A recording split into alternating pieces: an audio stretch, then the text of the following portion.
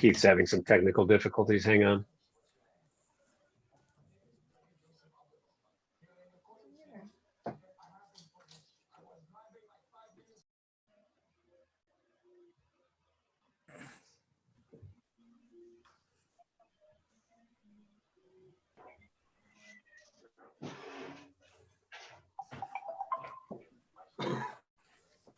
I wonder if Tammy is too, because her video's gone.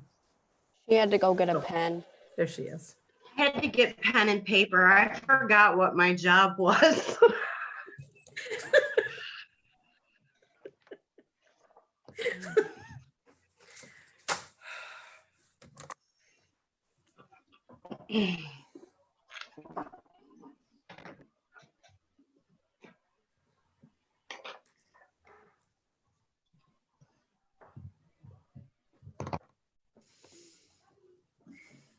Thing is, I'm gonna get used to this. Got my big monitor, got a cup of tea. Just can we do it all virtual from now on? I don't need to see y'all. Oh my God, I just want something to where I'm not sitting on my butt all the time. Oh yeah, I've got that too. Got the sit stand desk. I'll probably stand halfway through this at some point. I'll mute before I do that. By now I'm on the hour 12, you know, it's like I really need to Yeah. I hear move. ya.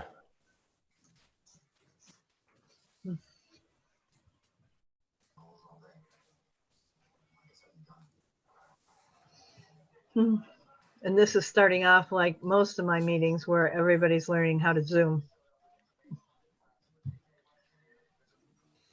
I wouldn't I have had a picked crash Keith for the course one. Thursday. I was going to say, let the record show it's Hannon we're waiting on. Mr. Zoom.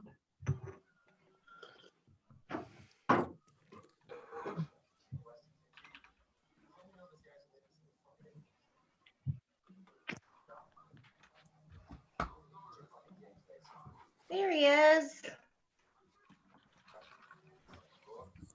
Sorry about that. Guess I never put the Zoom link anywhere. I'm zoomed out. So much Zoom lately.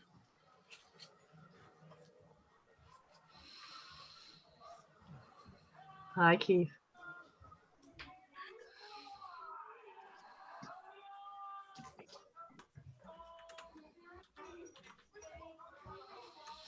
Okay. Tammy looks fired up. Somebody's got something going on in the background, but that's okay. You're all in charge of your own mute buttons. I'm basically gonna. I'll.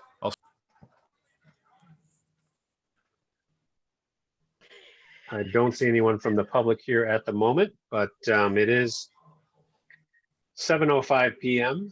We are live streaming, so I will call to order this April 2020 organizational meeting of the Village of Trumansburg Board of Trustees. A slightly unusual meeting, as everyone is aware. We're making history, as this is the very first time a village board meeting has been conducted remotely, thanks to various executive orders enacted by Governor Cuomo. This will be our annual organizational meeting and public hearing for our 2020-2021 fiscal budget.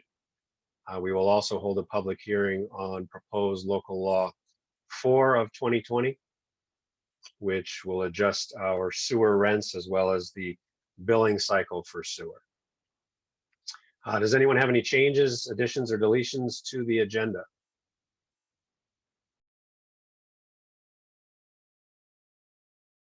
I will have an executive session. I'm not sure if that's listed on there. It is. All right. So we can do that. If anyone notices anyone from the public join, just let me know. I want to let them know kind of how we will proceed with the public hearing portion when we get to that point, as well as point them to one of the squares that says Village of Trumansburg actually has a link in the bottom left. And that link is to the village website where the full agenda packet is available. That was published last week.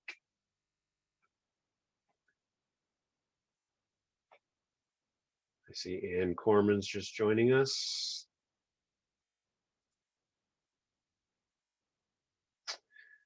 Item number 3 on the agenda is our annual organizational meeting. So again, unusual circumstances. We were supposed to have had an election in March to fill 2 seats whose terms expired or came due at the beginning of April. That election, of course, has been postponed until sometime in June to be determined. So the 2 lucky individuals whose seats were set to expire, well, one of them was going to be lucky and have their seat expire in Trustee Watkins. They are both by law holding over in office, which means that they will simply retain their seats until such time as the election is held and certified. So with that being said, the mayoral appointments for trustee positions essentially remain the same as they have been. Deb Watkins will be the deputy mayor. Keith Hannon is the trustee overseeing the police department. Fire is Ben Darfler. EMS, Ben Carver. DPW, water and sewer, Deb Watkins. I will remain the representative to TCOG with Ben Darfler being the alternate. I will remain the representative to the Health Consortium with Tammy Morse, village clerk, as the alternate, and Keith Hannon will be the representative to the Trumansburg Area Chamber of Commerce, where he is currently the interim president. Our slate of officers, so half a step back. Those appointments are not subject to any approval. That's simply a holdover from last year. These slate of officers actually will be appointments that do require board approval. We have Tammy Morse as village clerk, Morgan Wright as deputy clerk, Victoria Badalamenti as village treasurer. Tammy Morse, the clerk, is the records management officer. Police Chief Joe Nelson is the police records access officer. Vicki Badalamenti is our village budget officer.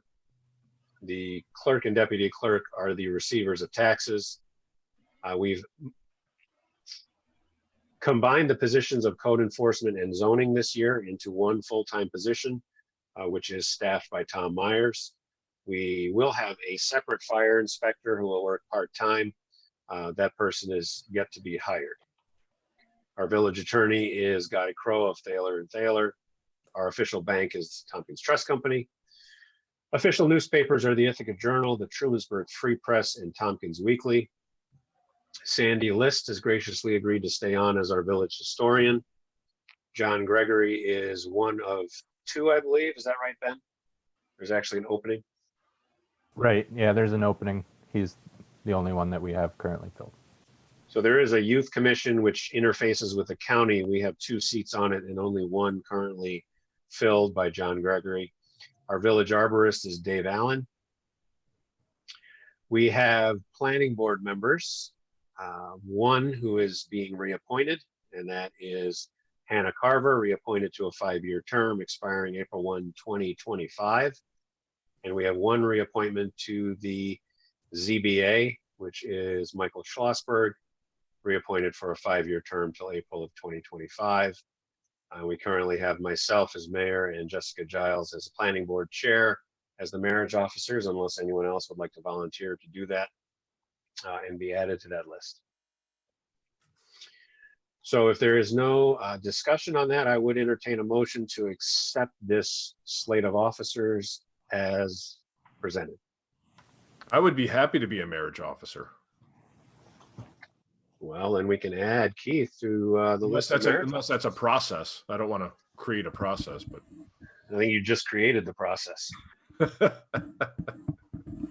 I move that we accept that slate of officers as presented I with the second addition that of, motion. of Keith. Go, Hannon.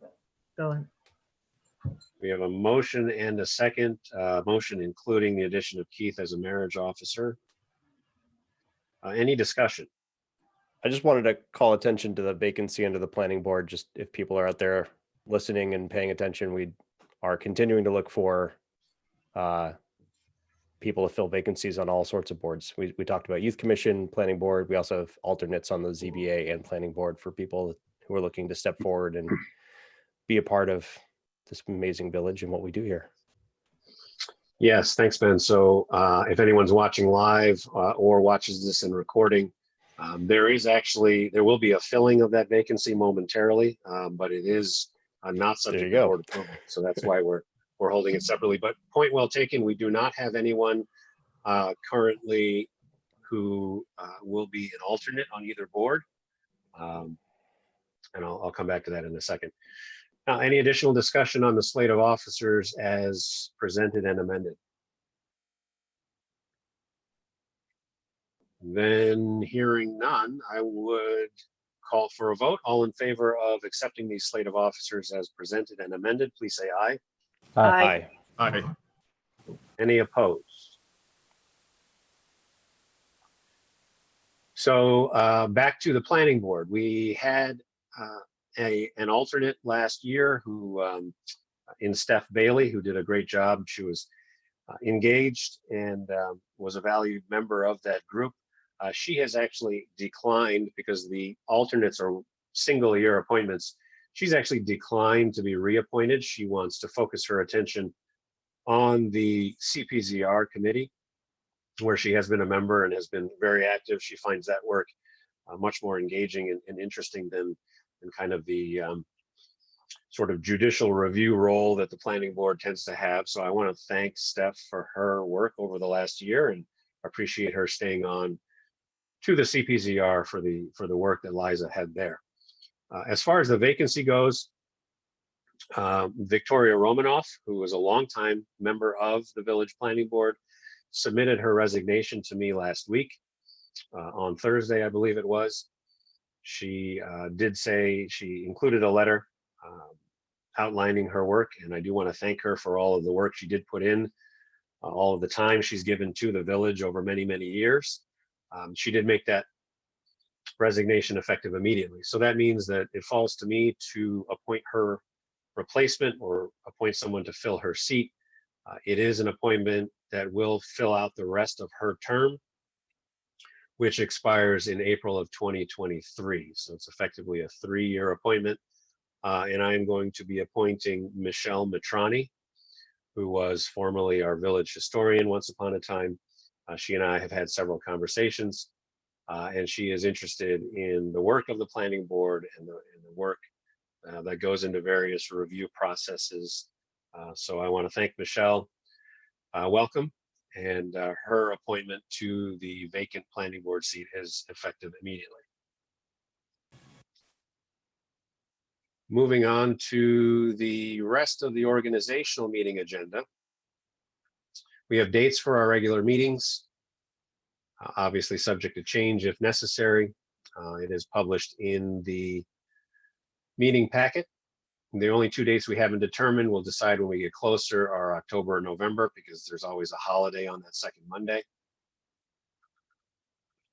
The rest of the organizational agenda is effectively rules that have not been altered from last year, how the agendas will be put together and published, how the board votes, how minutes of the meetings are taken, our order of business, information on FOIL, Freedom of Information Law,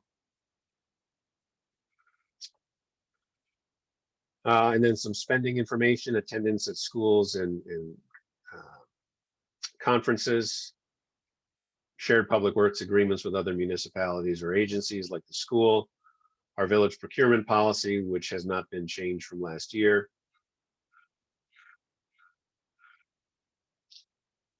and our investment policy, which is also unchanged from last year and can be found in the appendix portion of the meeting packet.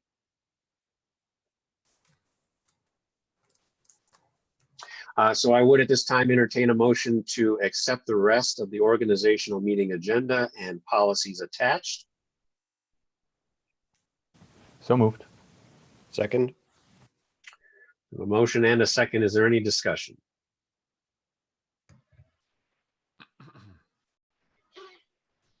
Hearing none, then all in favor, please say aye. Aye. Aye. Aye. Any opposed?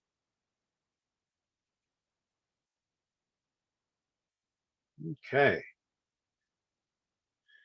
Item number 4 on our agenda is our public hearing for the 2020-2021 fiscal budget. Just for posterity's sake, public hearings were specifically itemized in an executive order released last Friday by Governor Cuomo. It's Executive Order 202.15, which states that public hearings for any purpose need to be postponed until June unless the body holding the public hearing can both simulcast or make available to the public to attend remotely, which we are doing through Zoom, and would be recording it, which we are doing via our stream to YouTube. I will very quickly, for the record, go over 1 or 2 items on the budget. I will not go through it line by line. We had several budget working sessions where we dissected the budget.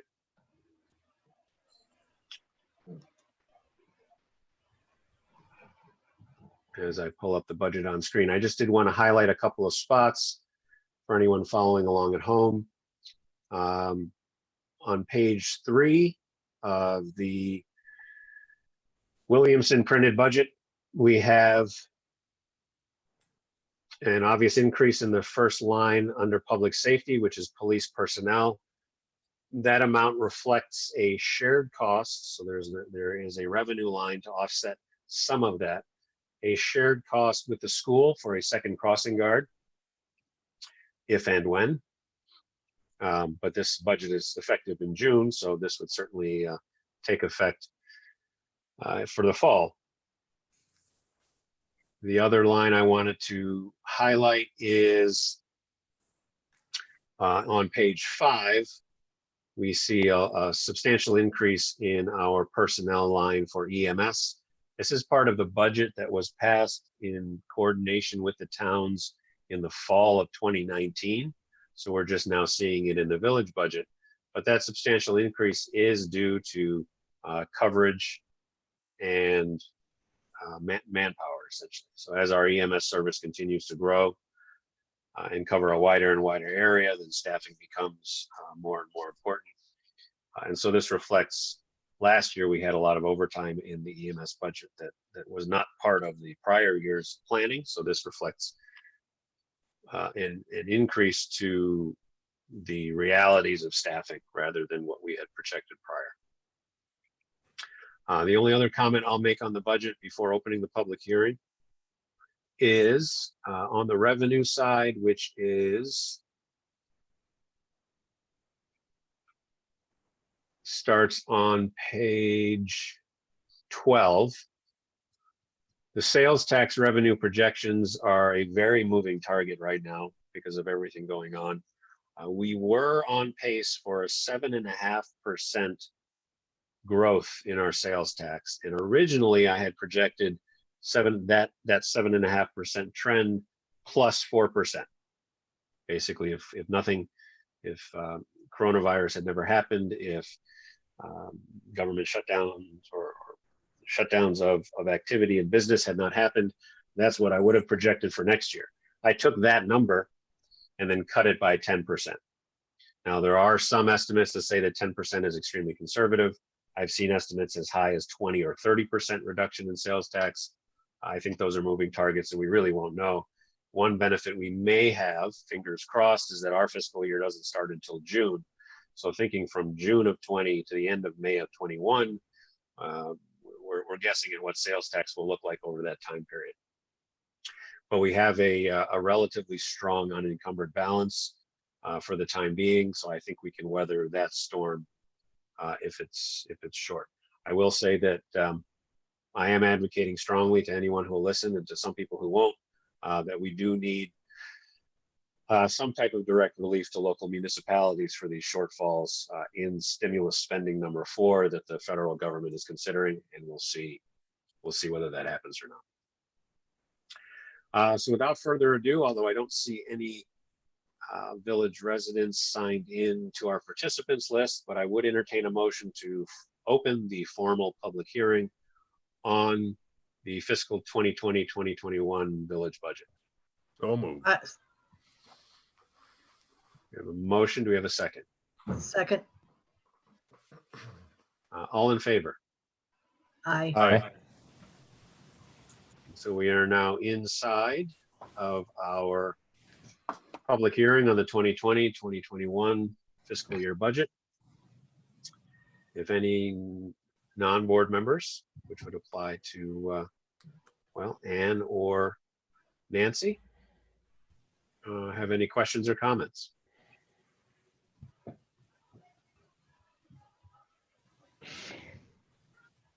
I just want to commend you for being able to put a budget together that does not rely on your fund balance to balance. It's a difficult thing to do.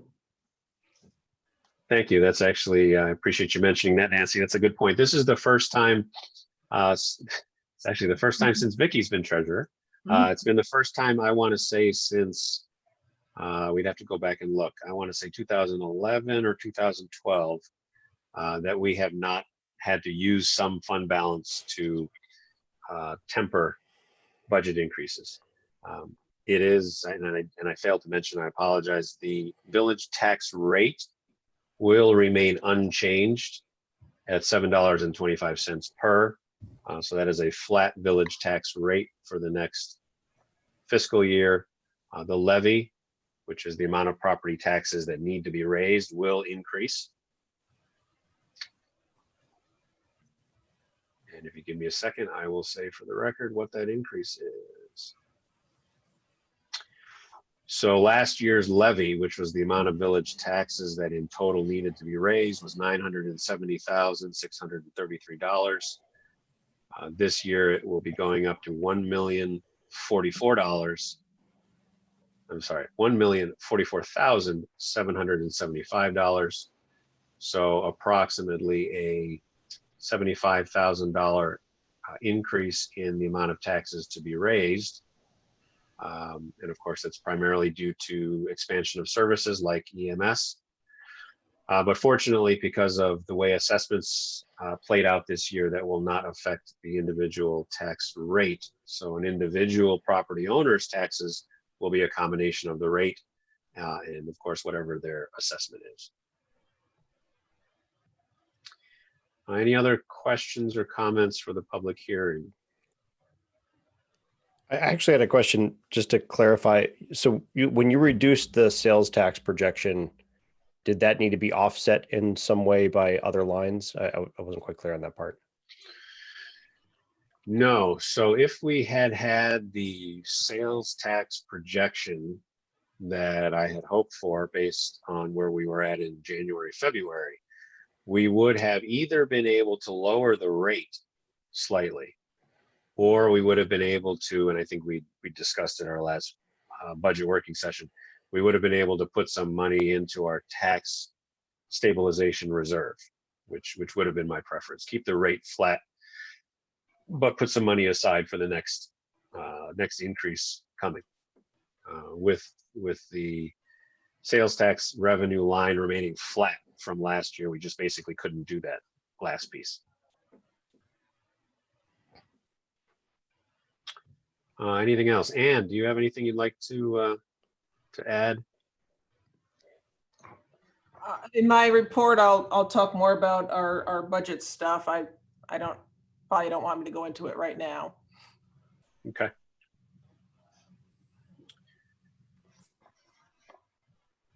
Okay, well, I don't see anyone else on the call. So I will entertain a motion to close our public hearing on the fiscal 2020-2021 budget. So I move. move that we close. Second. Motion and the second. All in favor, please say aye. Aye. Aye. Aye. And so now I would entertain a motion to accept and adopt our proposed 2020-2021 fiscal year budget. So moved. Second, A motion and a second. Any discussion, any further discussion on the budget?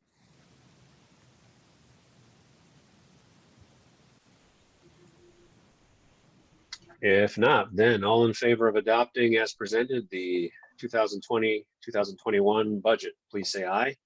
Aye. Aye. Any opposed? Fantastic. Item number 5 on the agenda is our public hearing for proposed local law 4 of 2020. This is an amendment to our sewer rent law, which I will find momentarily on my other screen. You want it read in the record? Sure, if you'd like to, or I can. I'd be happy to. Not happy, Great. but okay. Go for it.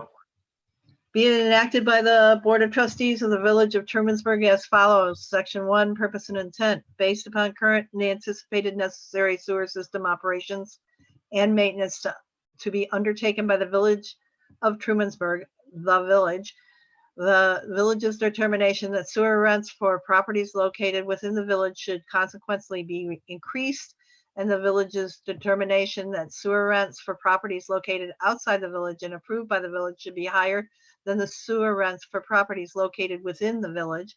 It is the purpose and intent of this local law to establish new and revised sewer rents. The replacement of the previously established sewer rents by newly established sewer rates is in section 2.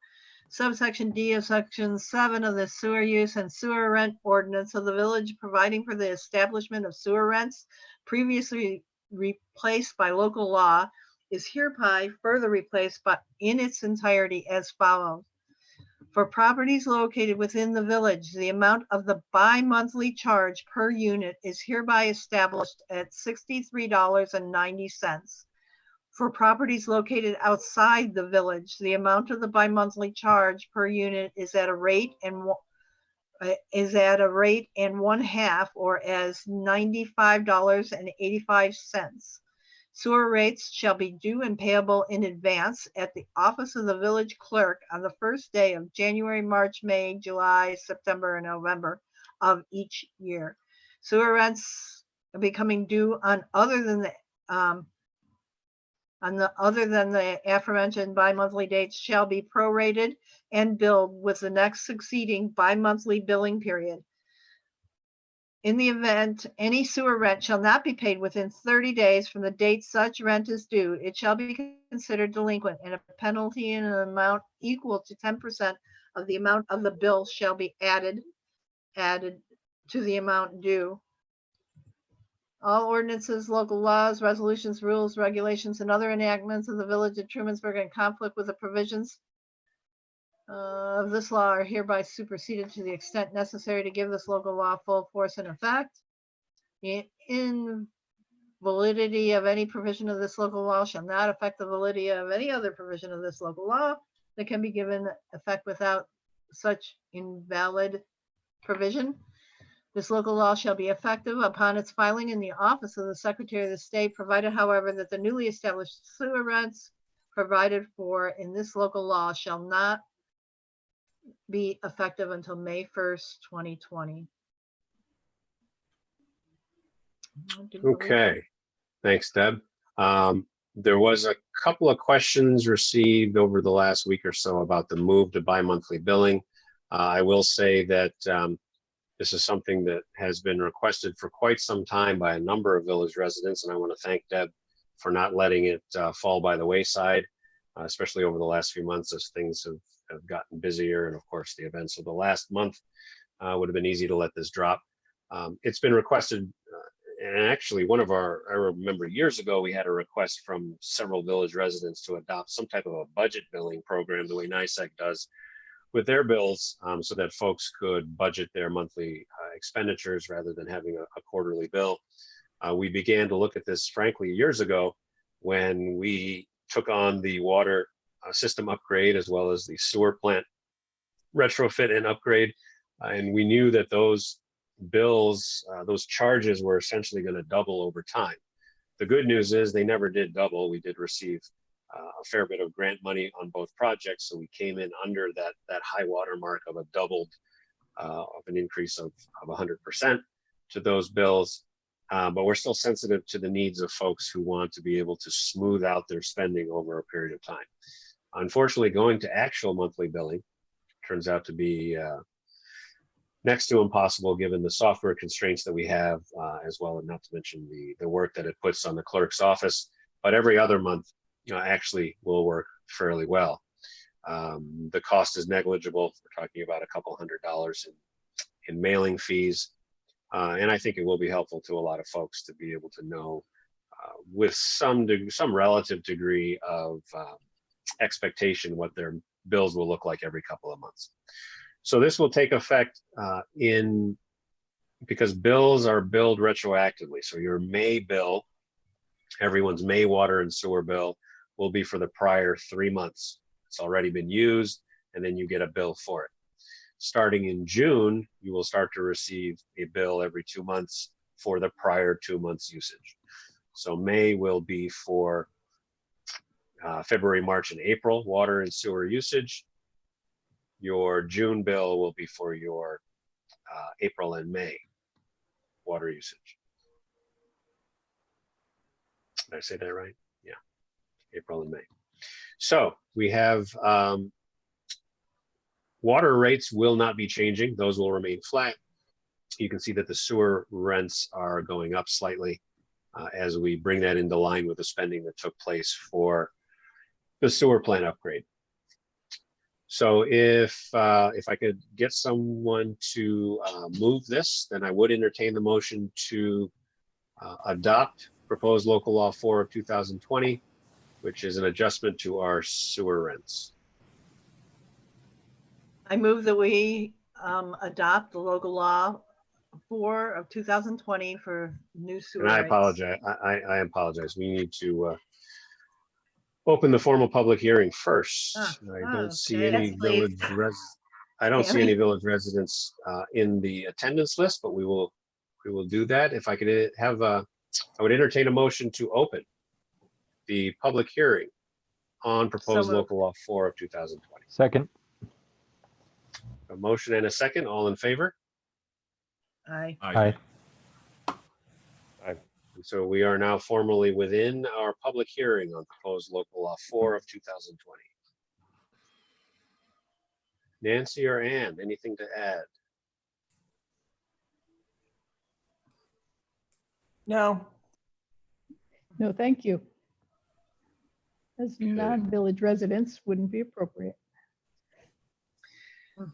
Well, the water and sewer, you do have residents in the town who are Trumansburg Village Water customers. So, but the 1.5, the rate is 1.5 times, which is what it has been, right? That's correct. That hasn't So- changed. The only And so- change on the water side will be the receipt of a bill every other month instead of quarterly. Right, and so the dollar figure though is a what percent increase? For water, it will be a 0% increase. So the water rates are not changing, only the sewer rate is changing. Okay. Are there any sewer users outside the village? We have a small handful, Tammy might know off the top of her head. And so Last- then what? I want to say it's in the neighborhood of 6 or 7. It's very small. Mhm. And then the increase on that price is about what percent? From the base, I mean, the 1.5 to new 1.5. Yeah. 1 second on this budget sheet.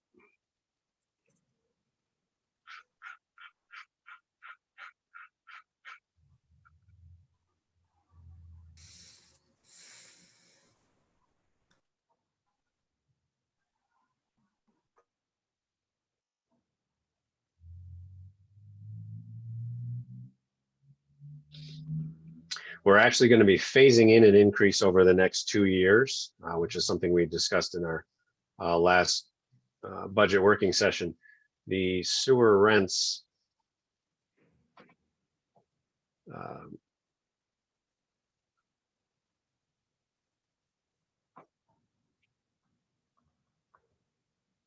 the sewer rents need to be increased by approximately a third. It's a little less than a third, 27, 28%. So what had happened was when we started the sewer project, oh, Deb, was that 2014 or 2015? When we started the sewer plant retrofit, we had projected that the rents at the time would approximately double. We had an initial increase at that time of about 35%, with a plan to raise the other 65% over several years. We never did that additional increases. We never had those additional increases, and we ended up coming in due to some unanticipated grant monies that were received. We came in with a necessary increase of less than double the original projection. So we've essentially had to do a third. We did a third already several years ago. We now need to do another third, but we're phasing that in over 2 years. So this Okay. increase is roughly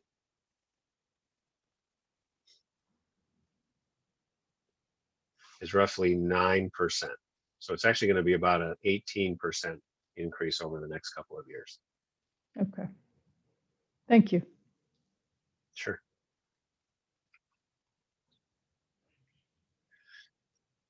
And I don't Gotcha. see any. I'm sorry, go ahead. No, I was just going to say thank you. I don't have more. Unless Anne has anything that she wants to jump in with, I don't see any other members on the call. So I will entertain a motion to close the public hearing on proposed local law 4 of 2020. So moved. Second. Any board discussion? Nope. Then hearing none, I would entertain a motion to adopt proposed local law 4 of 2020.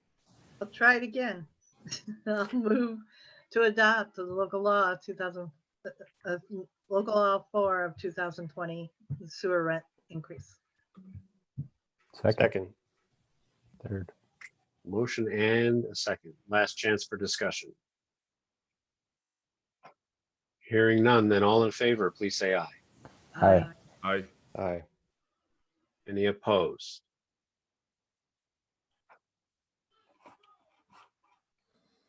Okay, moving along to item number 6 on our meeting agenda is approval of minutes.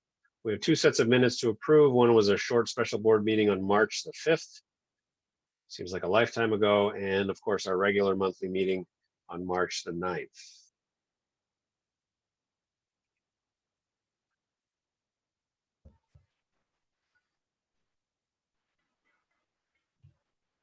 Move that we accept these 2 sets of minutes as presented. Second. A motion and a second. Any discussion on the minutes? If not, then all in favor of adopting the March 5th and March 9th meeting minutes, please say aye. Aye. Aye. Aye. Any opposed? Okay. Item number 7 is privilege of the floor. And as I look at the list, I don't see anyone other than board members, staff, and of course, Nancy and Ann, who are going to be able to go in a second. And so we will move right along to item number 8, which is reports from representatives. Nancy or Ann, whichever one of you would like to go first, please do. You want to go ahead, Nancy? I think she's on mute, so. Yep. Okay. I'm Yeah. unmuted. Thanks. We, at the town, as you well know, are code officer is your code officer, and he is transitioning, and we appreciate your flexibility and his in making it possible for us to have some time. We have in fact gotten applications for the code enforcement officer position, and we'll be reviewing those and hopefully getting to interviews very soon. And hopefully we'll be able to find someone to be our new code officer so that your Tom Myers can really be full-time completely for you. So we thank you for the easing that transition. And I did want to just say a quick thank you to Chris Fox, your EMS coordinator, for having sent along the monthly reports. I have forwarded those on to town board members, and we're glad to keep track of that. I'm guessing maybe once your transition happens at the fire department, we may get fire reports again. Yes. In fact, I think, well, I'm sure that the transition was expected to be happening next week, or actually this coming weekend, but that's since been pushed off to May. Right. So yes, that'll be something we'll work to resume Yeah. regularly. Okay. And I do want, I mean, so many wonderful events have had to be canceled, and the fire banquet was something I was looking forward to. And we are very grateful to all the volunteers who really make up your great fire company. So I did pass my appreciation on to Tim Dodd for that. So did I say that name right?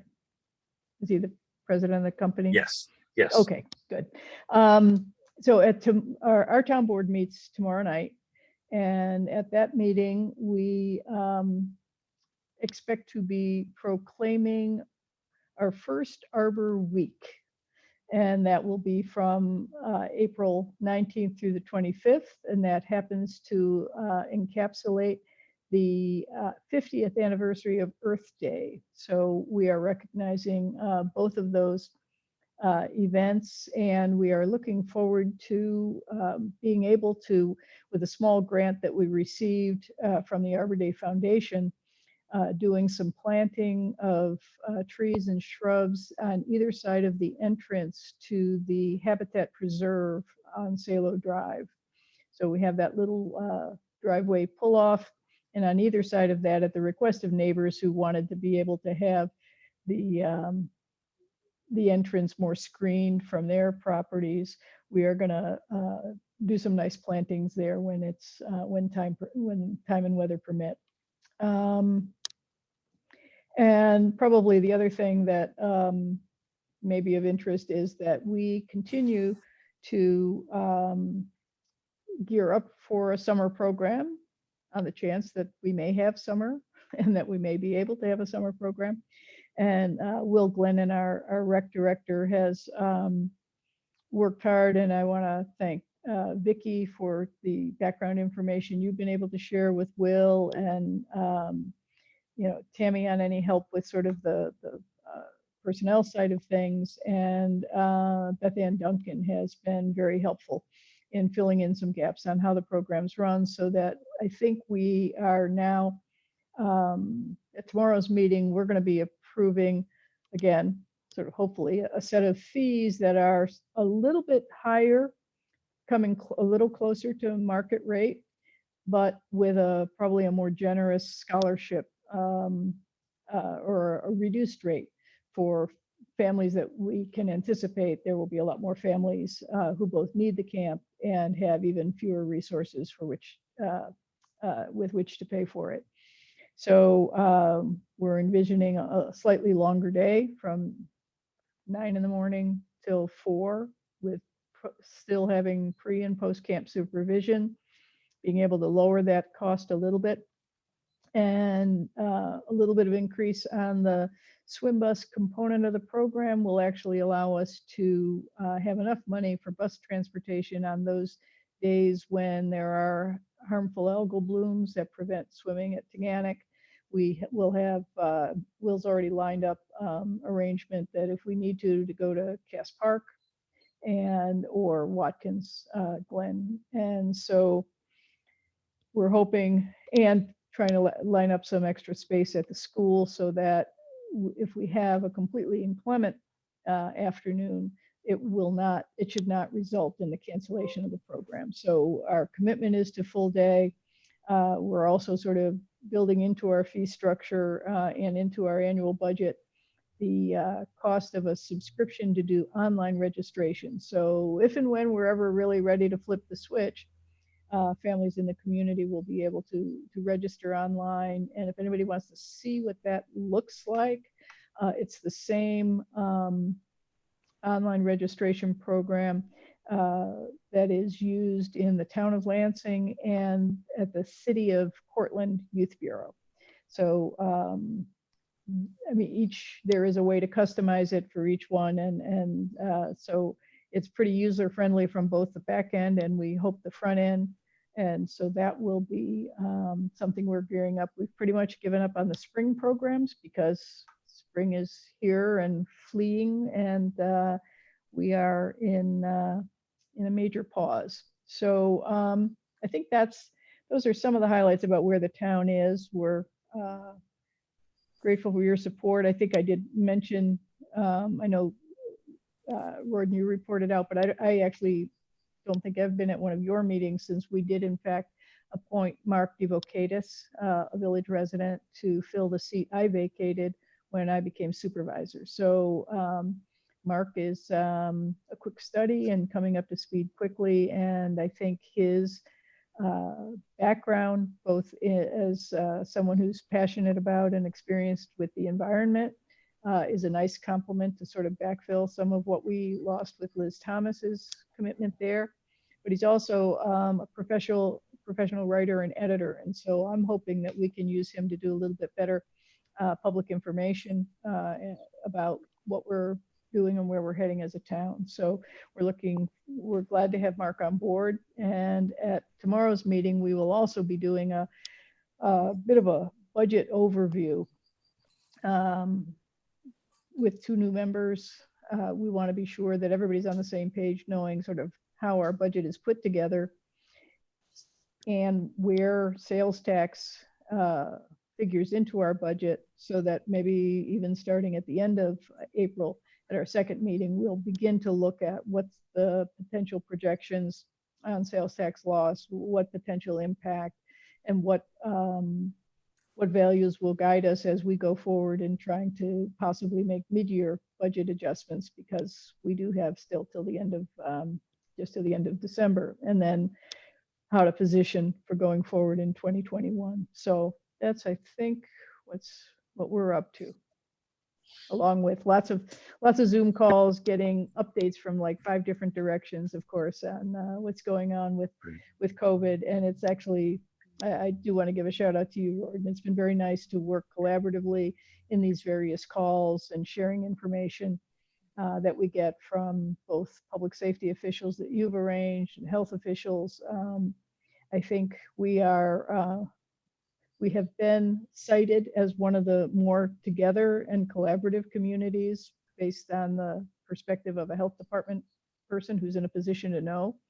And so I'm pleased with the engagement that we have, both from our staff, your staff, the community.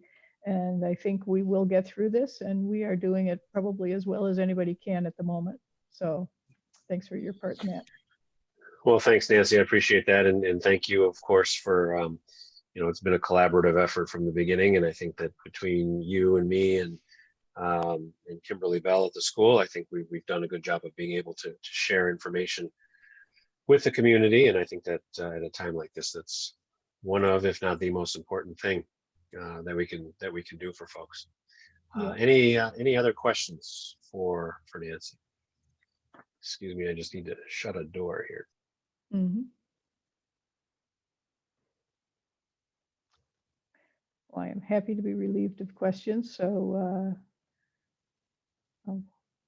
I'll mute myself and let.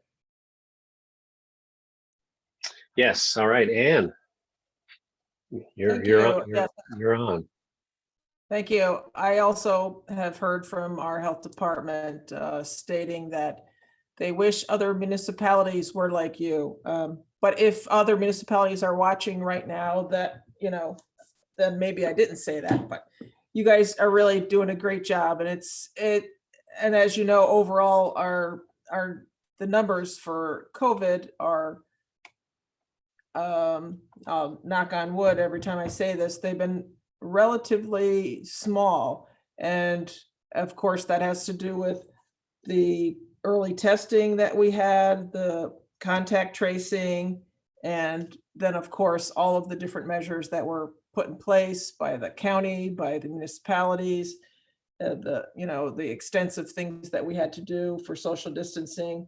And I don't know if you guys have seen, there's a company that tracks cell phone usage and the locations, and we're rated one of the highest places in New York State as far as people actually following through on the social distancing and staying at home.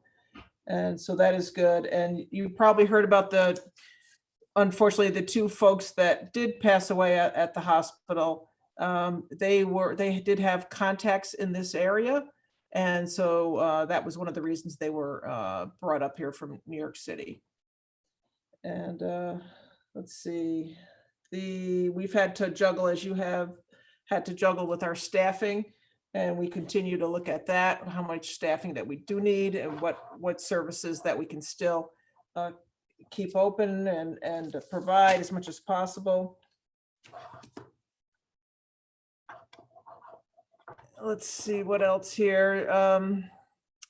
I'll save the budget stuff for last. Let's see, the village, Trumansburg Village Grove project, the county did adopt a pilot agreement for property taxes. Did you guys get a copy of that? I have not yet. Okay, I'll make sure that gets sent to you guys. So you haven't seen it at all, is that correct? That's correct. All right, do you want me just to give you a short rundown of what it's gonna be? You can forward it to us. That way I can distribute Okay. it to the board and we can take a look at it. All righty. And so I appreciate people putting out information. I know a lot of you been doing that, of putting information out to the public. A lot of other legislators are doing that. So I've been putting out some, but since you guys are doing such a great job too, that's really helpful. So I'm focused more on trying to look at, some of the seniors in the throughout the county, specifically trying to help out folks at Juniper Manor because they're at more risk, especially with the seniors and multifamily units and all of their apartments opening into the common area. So I've been working with some of those folks there, going there at least once a week to hand out food, and now we're handing out masks. So that's really good to do. The county is also looking at getting masks too for our employees, the cloth masks, as we open up more services again. We also made the health department helped us make, or the health department has been really great on figuring out what to do. I don't want to say that I'm doing this alone, but it's with the management there, with INHS management, with our health department. So trying to figure out how to best protect those seniors. And we have, they developed a handout, which we're using as little posters, putting them on the back of everybody's door when we're handing out their masks, and also instructions on how to clean their mask. We passed a resolution at the county urging the state to adopt voting by mail. And we also would really like them to have that mailed to everybody. So you don't have to do anything, that just something comes in the mail and has a stamp on it, and you can just send it back in to make that as easy as possible. So we would absolutely like that for the June elections and also November. And so the last major thing, I think, is some budgeting things. So we're just, of course, starting to look at that. And so some of the things we're looking at is New York State is going to have anticipated $10 to $15 billion shortfall. And so far, we're looking at that might be a 15 to 20% decrease in reimbursement for various services that we get reimbursement from the state. The income tax, any revenue we get from that, of course, is going to be delayed since the filing date has been extended. We don't believe public assistance programs are going to be impacted at this point. So we're hoping that is true. The CHIPS funding for roads will probably be reduced. And then sales tax. So did you get your January and February numbers? I believe we have January. I don't believe I've seen February. So this was in a meeting today when they were going over a lot of different budget things. So I was trying to scribble down things as fast as I could. So January was up 8%, but I don't have the exact. It's 8 point something. February was up 7 point something percent. Now March figures we don't have yet, but from some other municipalities that do have theirs around the state, right now they're reporting about the same as the year before. So we don't know, but so that's good news. So we're hoping that we won't be too much impacted by March. April might be a different story. And so early on, when we started looking at sales tax too, and looking at those revenues, I looked up toilet paper, and unfortunately that is not taxable. Otherwise we'd all be sitting very pretty right now. Let's see. So, and you already mentioned this, Roden, that we are hoping that the federal relief package number 4 does have some relief for municipalities. That would be a bonus. We're not counting on that at all as we look at our budgeting. So we're going to have a budget retreat April 28th.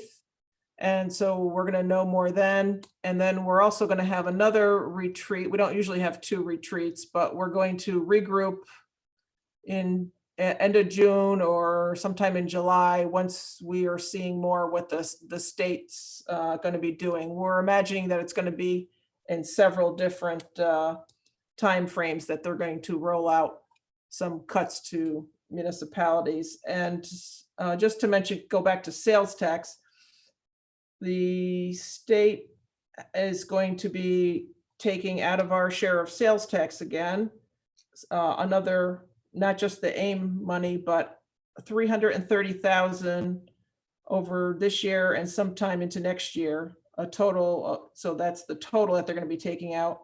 And that's for us to contribute to fiscally distressed hospitals and nursing homes across the state. And there is talk that they might take more money out of sales tax, our share of the sales tax, for something else. So personally, I would not be surprised if there's going to be some lawsuits happening, because that is not what our local sales tax was ever meant for. And I think those are the main things. Great, thank you. Any questions for Ann?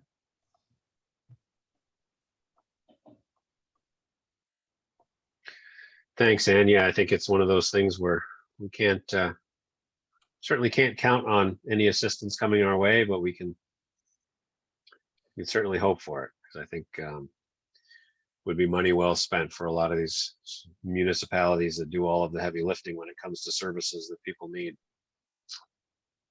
Item number 9 on the agenda is reports from board members, starting with Fire, CPZR, and Farmers Market. Ben. Sure. So not too much to report across the board, to be honest. Fire, as we're all impacted by the situation we find ourselves in, as you mentioned earlier, things are kind of on hold there as far as the transition to a new chief and company meetings as well. So it's been kind of quiet over there.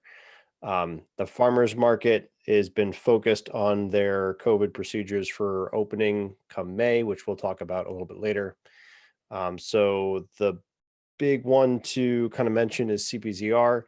We have our monthly meeting this coming Thursday, starting at 6:30. There will be a Zoom link. I think I'll post the agenda tomorrow on the website if anyone wants to join. We've been busy reviewing all myriad of drafts from our consultant EDR. We've recently reviewed and then re-reviewed the first 2 chapters of the comprehensive plan. Those are pretty much finalized as far as the committee is concerned, as a solid draft that we're excited to put before the community. We'll be moving into the 3rd and 4th chapter.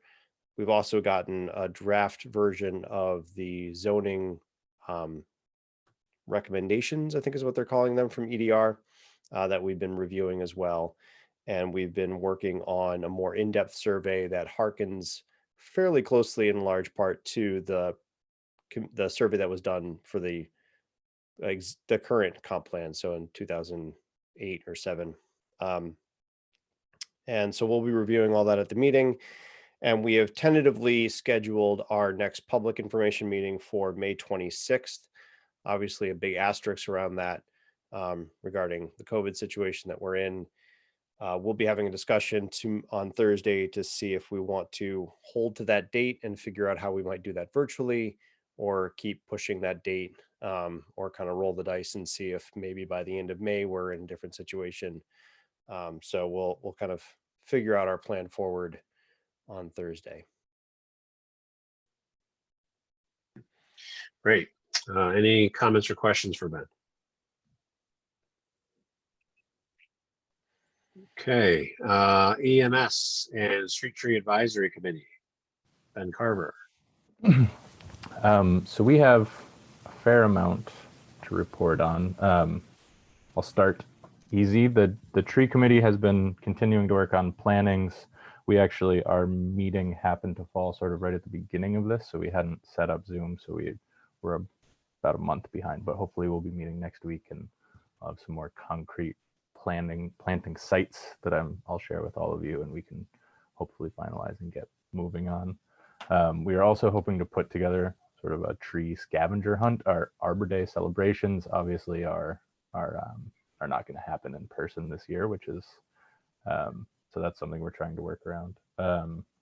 As far as youth goes, I want to point out one thing that Nancy mentioned, but I think is worth just emphasizing, which is that historically in the village, our scholarships were essentially based on Tom's assessment of individual families or individual children.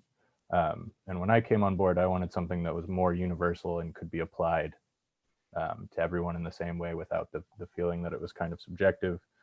So we moved to tying those to DSS applications. DSS provides scholarships for camps like this.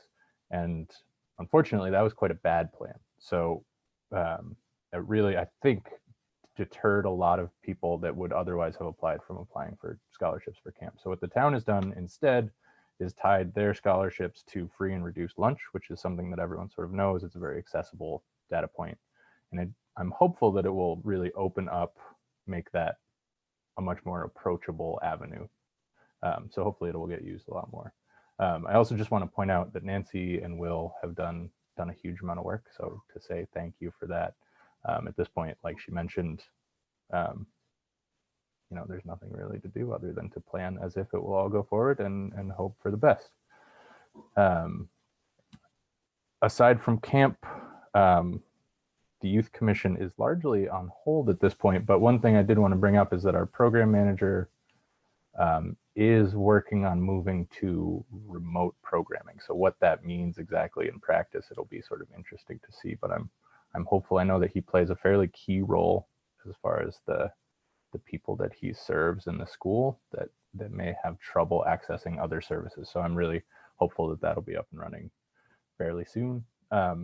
Moving on to EMS, it's been sort of an interesting ride over the last month. I am just immensely grateful that Chris Fox came on board when he did.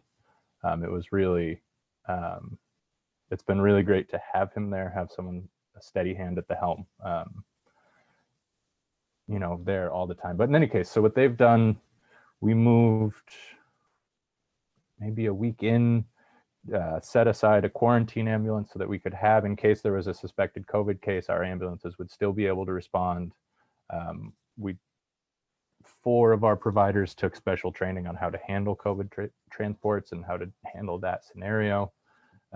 In addition to obviously all of the providers taking additional training on how to handle suspected cases or just general cases and pre-screening and that kind of thing.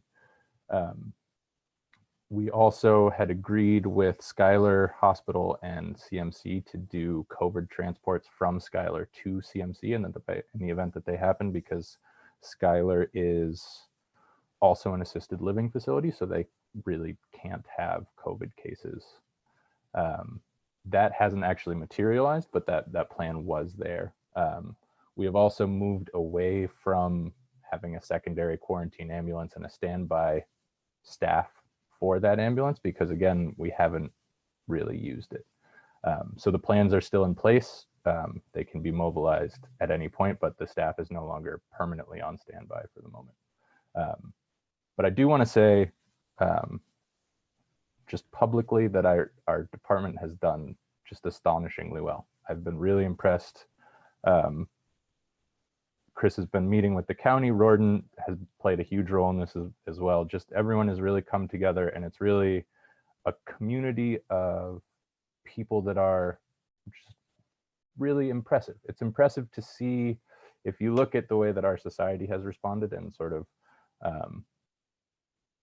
on a personal level, it's difficult to grapple with it, but to see the professionals in our EMS deal with it on that level is really inspirational, just as far as just problem solving. It's really been great. But I'll leave that there. The one thing I did want to bring up is Rorden and I have already approved this, but Chris has asked for approval for standby pay for that quarantine unit that I mentioned. So in the event that we do remobilize that, he would like board approval to pay them for standby pay. Now, the unfortunate thing is that we don't have a standby policy for EMS. Rorden and I had talked about maybe stealing a little piece of the DPW policy, but for the moment, what we've been doing is just paying 1 hour per shift as just kind of a stopgap standby policy. So I was hoping, I mean, we don't need a motion or anything, but I was hoping to get at least sort of a verbal approval from the board that that's all right.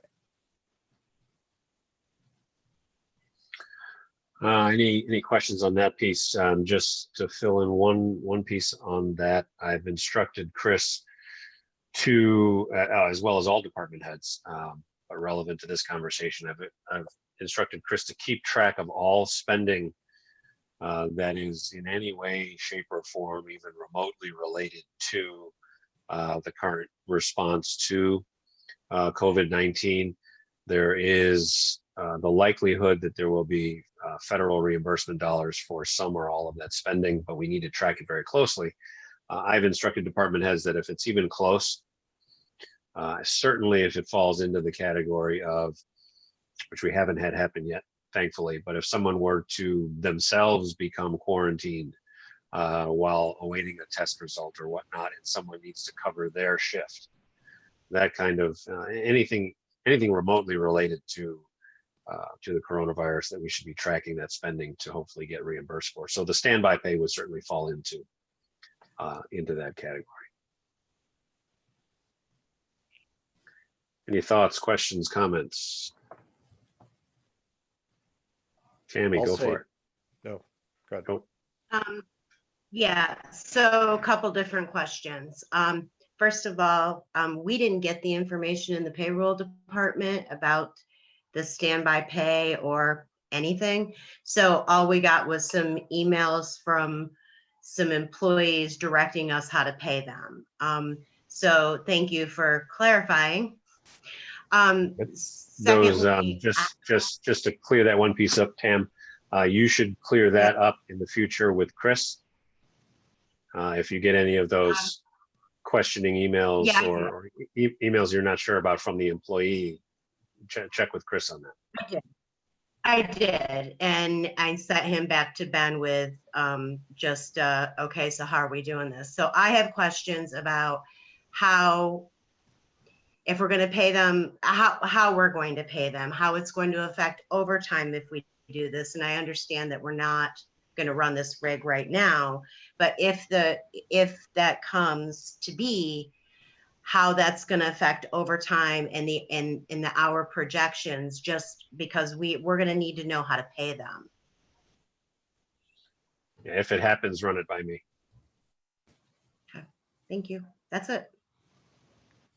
But so is everyone else on board with that plan, just as a stopgap 1 hour for a shift of standby time? I am. Yeah. And with that, I think that's all I've got. I do have one more question, Ben. I'm sorry. Okay. So right now, our personnel policy says that if anyone is called out, it's an automatic 2 hours of pay, not 1. So if I understand that we're going to pay them an hour per 12 hours for standby, but if they actually go out, it's going to be a 2 hour automatic, right? Is that how we're going to handle Right. it? Yeah, I Okay. mean, we don't, Okay. short of rewriting Okay. personnel policy, but yeah. Okay. I just wanted to be clear. Thank you. Anything else for Ben?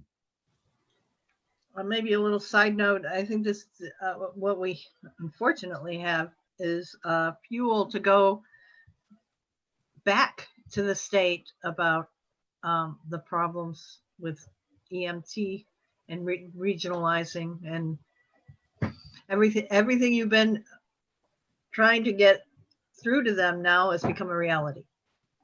And it's a good time to redress this. You're stealing my thunder, Deb. Okay. Sorry. But you're up next.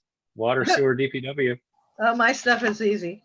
Or it's either that or I'm not paying much attention. I'm sorry. So I did verify that he got the movies, got the video from the filming of the I&I pipes that Brain had done, and he gave them to MRB a couple of months ago. So I'm expecting to have that part of that be part of the conversation tomorrow that we're scheduled for.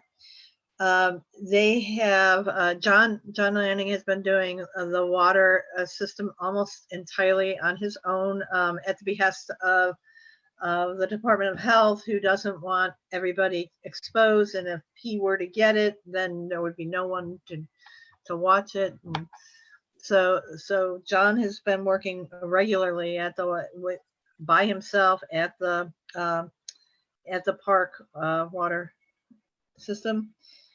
And two of them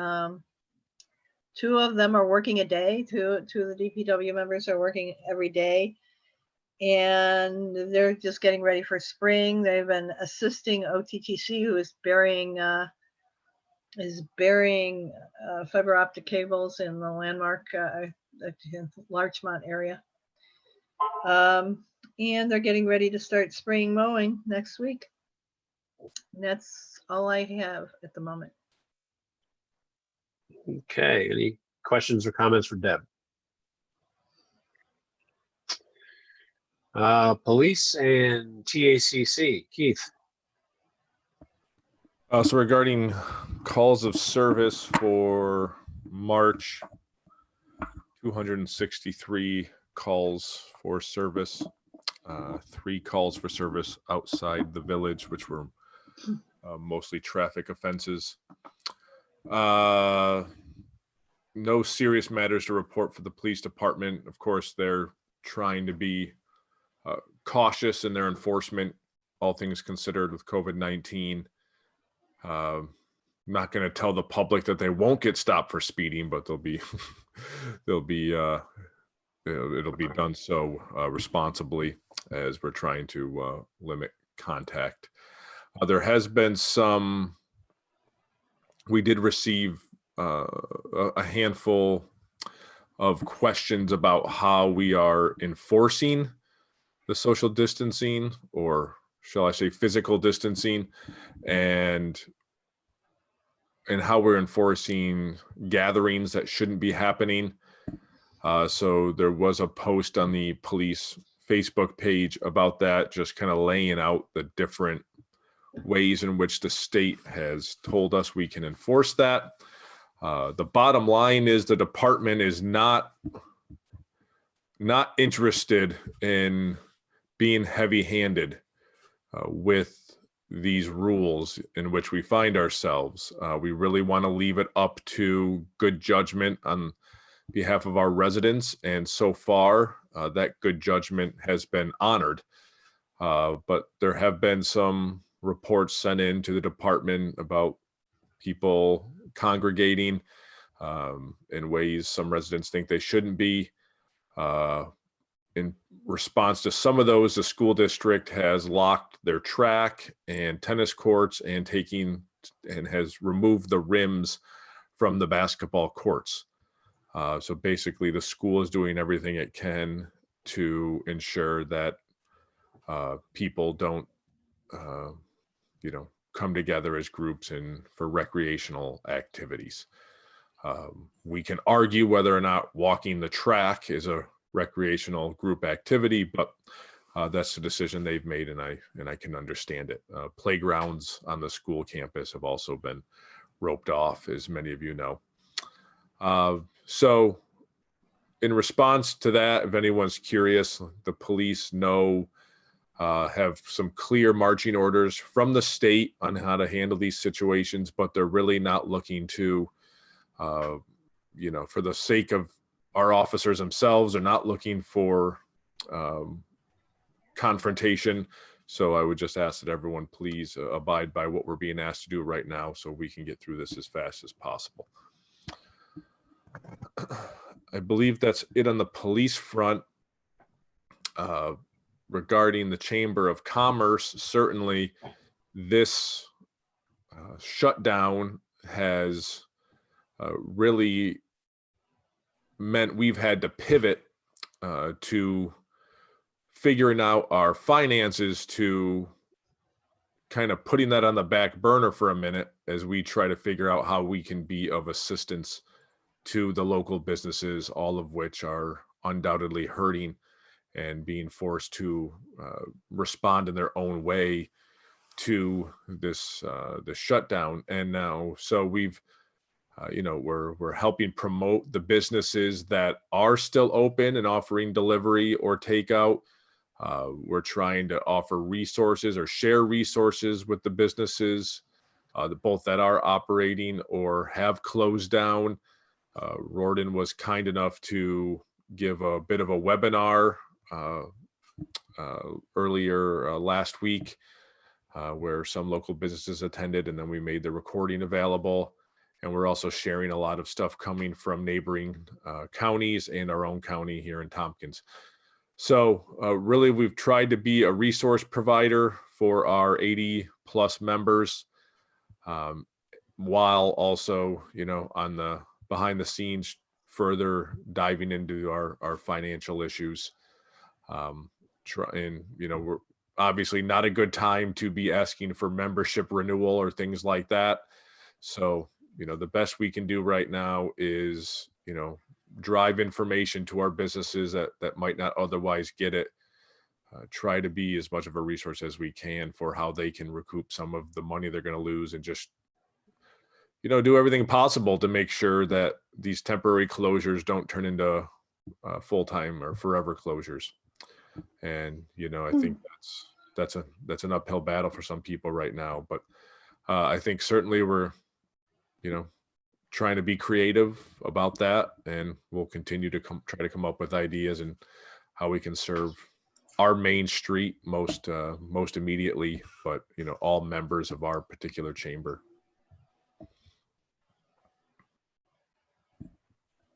Okay, any questions or comments for Keith?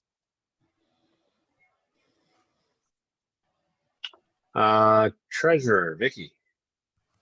Hi all. It's definitely been different working from home, but I mean, everything's going as normal. Now that you've passed the budget, I will submit that to the state I know I've been a little slow on closing February, but it's done today and I'll print the reports when I go into tomorrow to print all the checks for the abstract. Other than that, March should be done by the end of the week. If there's anything that anybody, I've gotten calls about ordering and different stuff. But if there's anything that you guys need, feel free to ask. Mhm. Okay.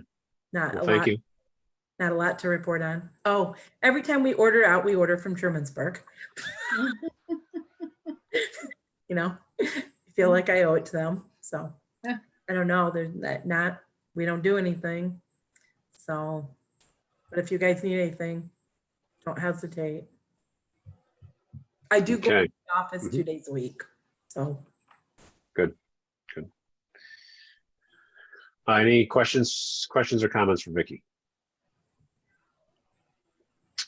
Clerk, Tammy. Hey, I'm working from home. I'm doing as much as I can from here. The office phones are all forwarding to our cell phones. So I don't know about everybody else, but the last few days, business days, it's been busier. Kind of odd questions sometimes, but it's kind of an odd time. So good timing. I spent some time last weekend and last week. And again, I'm going to pick it up tomorrow. I've been making calls to some residents who I know maybe alone or maybe vulnerable at this time, checking in on them, making sure that there's nothing that they need that we can't help with. I'm working on a CON application for the town of Covert and answering emails as quickly and as effectively as I can. And trying to keep the internet up tonight because the wind is really bad over here.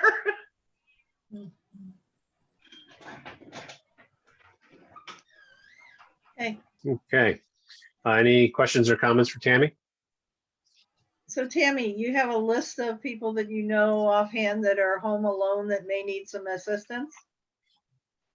I went through our tax roll and basically just used the information that I have stored in my head about our residents and kind of created the list from that.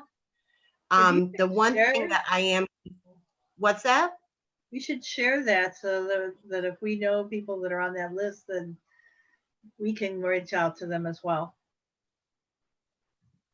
Okay, I'm happy to share the list. I wish I could say it was a great list. The one thing that became very apparent when I was trying to call some of our residents was phone numbers are not updated. A lot of people have gotten away from landlines.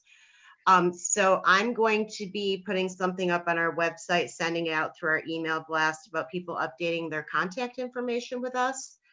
But beyond that, I'm not sure what else I can do. I've been taking phone calls and emails about Rosie, although that has seemed to have dropped off pretty much to non-existent over the last 4 or 5 days.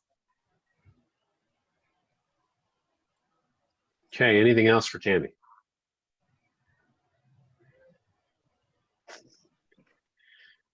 For my report, first item would be to mention that the deer management program concluded its another season, and I'd actually have to go back and look. I think this is season 6. But regardless, it concluded its season on March the 31st. It was another successful season. I believe we don't have a final number yet, but I believe it was 42 deer were taken. Most of that, of course, being donated to the Southern Tier Food Bank. So I want to thank all the participants that make that program work. And then the other thing I was going to do is, it seems like a lifetime ago, but our last meeting was on March 9th, and I kind of actually thought we would have some village residents in on this call, but I thought it would be helpful because I know there's a lot of emails that have gone back and forth. Not not all of the board members are always included on them, but I kind of wanted to just cover some of the things the village did or has done and are continuing to do since all of this, the current environment began in response to COVID-19. So our meeting was Monday, March 9th. That weekend, March the 14th, was kind of the beginning of some of the closures. Schools were closed for the following week based on an announcement that weekend. So by Monday the 16th, the village office was still going to be open. And then very quickly on Tuesday the 17th, St. Patty's Day, I issued the order to close the offices, village offices, to the public and have all of our staff that could work from home do so. EMS and police still go in as needed. Vicki mentioned she goes in a couple of times a week. But that, like I said, feels like a really long time ago, but that was just March the 17th and 18th of that week. I did begin the daily updates on my my mayor's Facebook page. I will actually, if anyone's watching this, I will actually be going to every other day as the news cycle slows slightly. I don't want to have to try to make things up to share on a daily basis. That week, going back to the week of St. Patty's Day, is when, as Ben mentioned, and thanks again to Chris Fox for the great work that he's done as our EMS administrator. He retrofitted our second ambulance, 1852, to CDC guidelines for infectious disease transports, which I thought was fairly impressive to pull that together on the fly, and immediately offered to CMC the use of that vehicle with our staff if needed. If the volume of COVID patient transports grew to a point where that was something that was necessary. He also did put into practice the use of a dedicated crew for those transports should they occur, so that we wouldn't end up in the situation that I believe it was one of the first hotspots or clusters of infections in Washington State, where an entire fire and EMS department had to self-quarantine because they were all exposed. And then that means they didn't have emergency response effectively for 2 weeks. So Chris, thinking ahead, did find 4 individuals, including himself actually, who wanted to volunteer to be this on-call crew. That week of the 17th, I also did reach out to about a half a dozen folks who I thought, and I'll certainly not mention names for obvious reasons once you hear this, but I reached out to some folks who I thought might be in a financial position to offer some bridge loan financing on a private basis to local businesses if they needed it to keep going through this. And that actually ended up not being necessary because within a week or so, we had this thing called PPP unveiled. So those folks know who they are. So I just want to thank them publicly for their willingness to help Trumansburg Village businesses had the need arisen.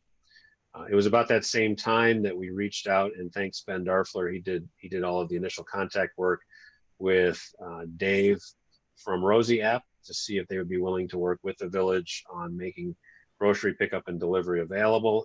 We did put that into play. There has been a low level of usage, and it's primarily because of how busy and how backed up the SureSave had been. Rosie app forwards the grocery orders to the SureSave, but then SureSave employees stock the carts and or do the delivery. So that has limited the volume that the SureSave can process. But thanks again to Rosie app for making that a possibility.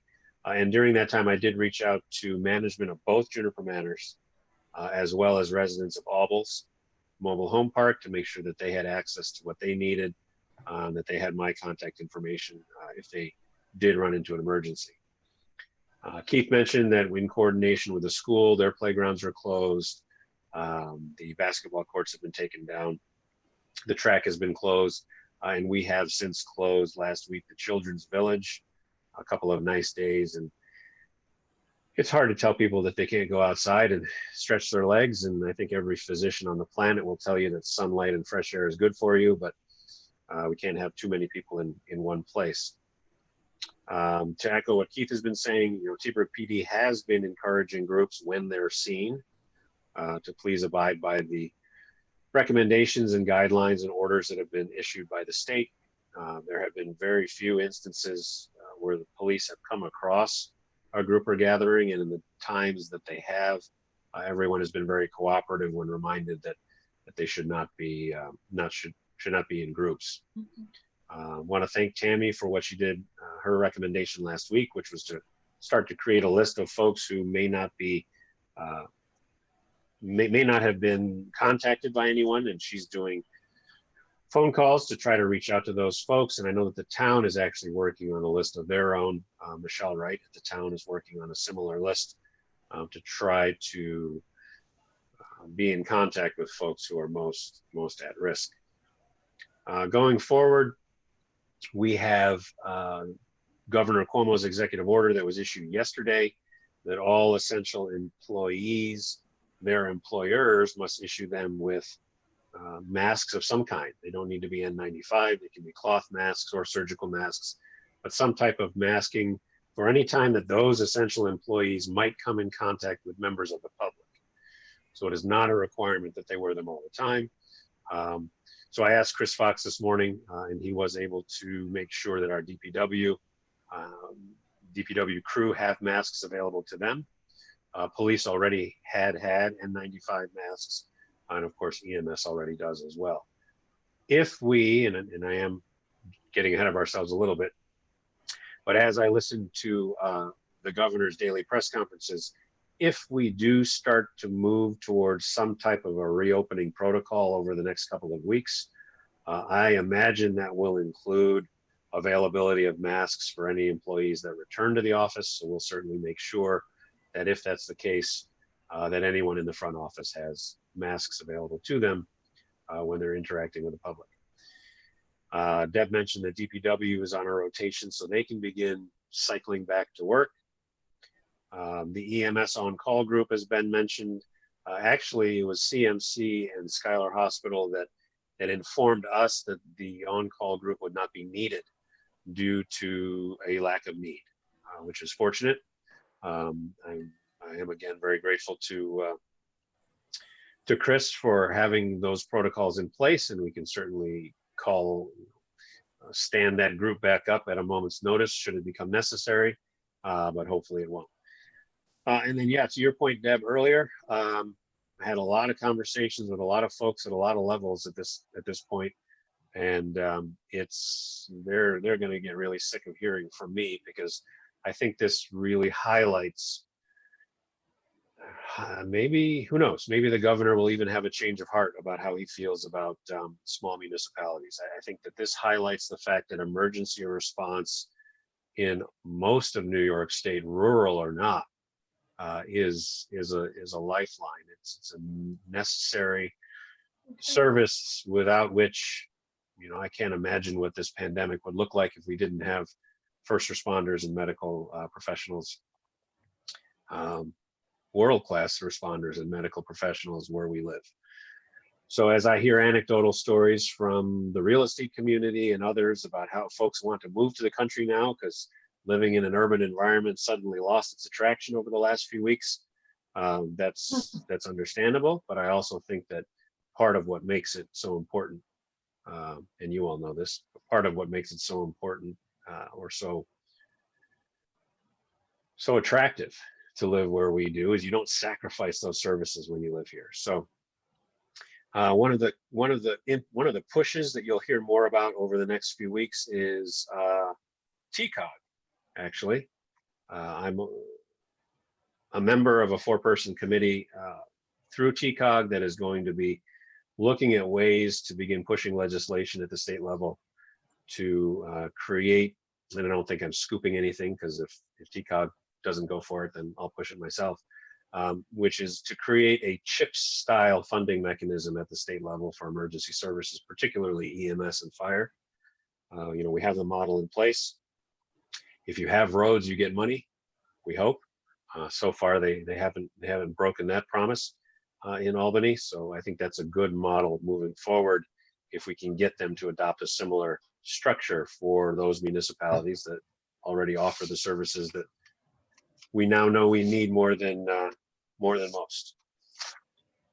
So that's my report, unless anyone has comments or questions. Would you like me to call Casella now, I guess, to have the dumpster removed?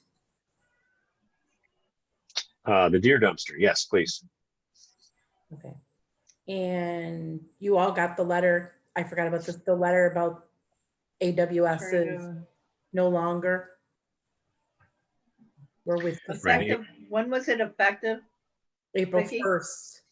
April 1st? Yeah, but we didn't get the letter until I picked it up on Friday, so it had to be sometime between Tuesday and Friday.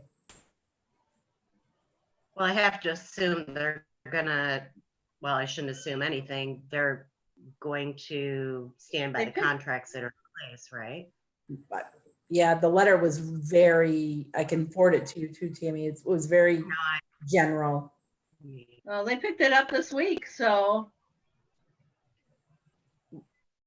Well, they When probably, we get close, we're gonna wanna send out quotes on that. Trust me when I tell you. yeah, that's kind of what I was thinking. So yes, please have them come pick up that dumpster. Vic. Okay. Do you want me to look into quotes? Not now. Okay. I had a comment, Royden, for the record.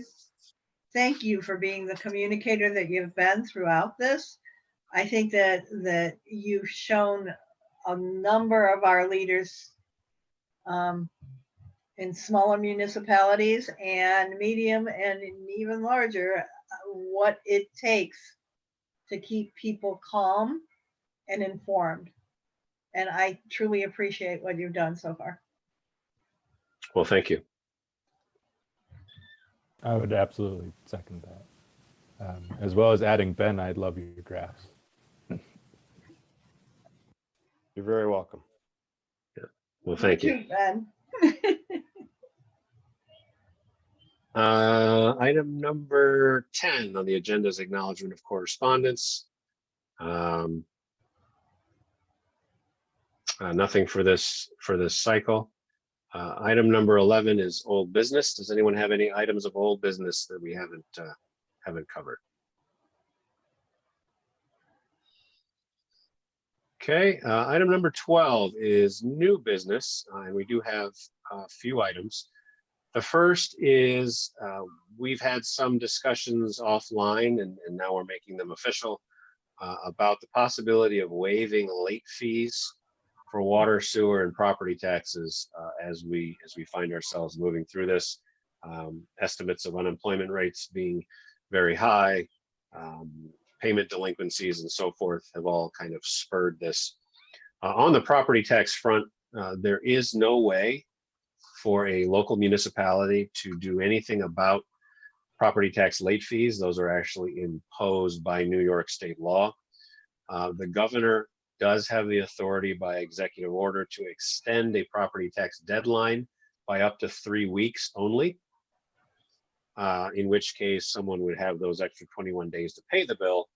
But then at the end of that 21 days, any unpaid bill would still accrue the late fee. The governor does also, interestingly, have the authority to waive property tax late fees and penalties across the state. I have asked Jason Molino, our county administrator, to ask Tompkins County's liaison in the governor's office to ask them to have the governor consider that. I think that while we certainly rely on property tax revenue, among other things, if folks, if the bill is due at the end of June and they pay it in July or August, that's not going to impact our budget very much, but future late fees and whatnot may or may not, but very well could impact their personal finances. So if we can get that waived, that would be great. One piece to that the county indicated was that a lot of people choose to pay their local municipal property taxes late as part of their tax write-off strategy. So there is some concern that if the governor were to waive late fees, what would that do at the county level, since there's some X, and it's not a small number, some X number of dollars that every year collects late fees. So that's a bit of a thorny issue, but I asked anyway, just because why not? On water, we can certainly, as a board by resolution, choose to waive late fees for water. We don't need any other authority to do it. But on sewer, because our sewer rates are determined by local law, we would actually need to amend the local law we just passed in order to give us the ability to waive late fees. So if the board is of a mind to do it, I'm actually interested in introducing a draft local law 5 of 2020, which we would need to hold a public hearing on next month in May.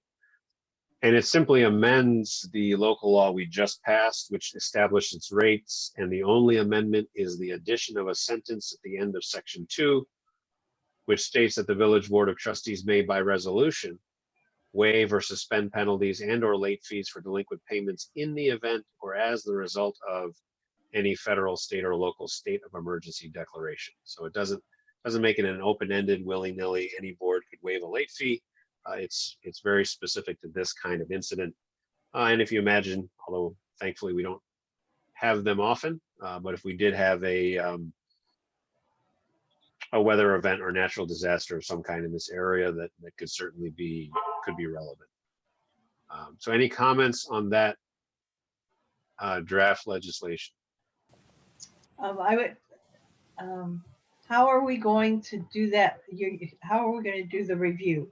Would we say, okay, 100% of the people, there'll be no late fees, or would it be on a case-by-case review, which is how we do it today?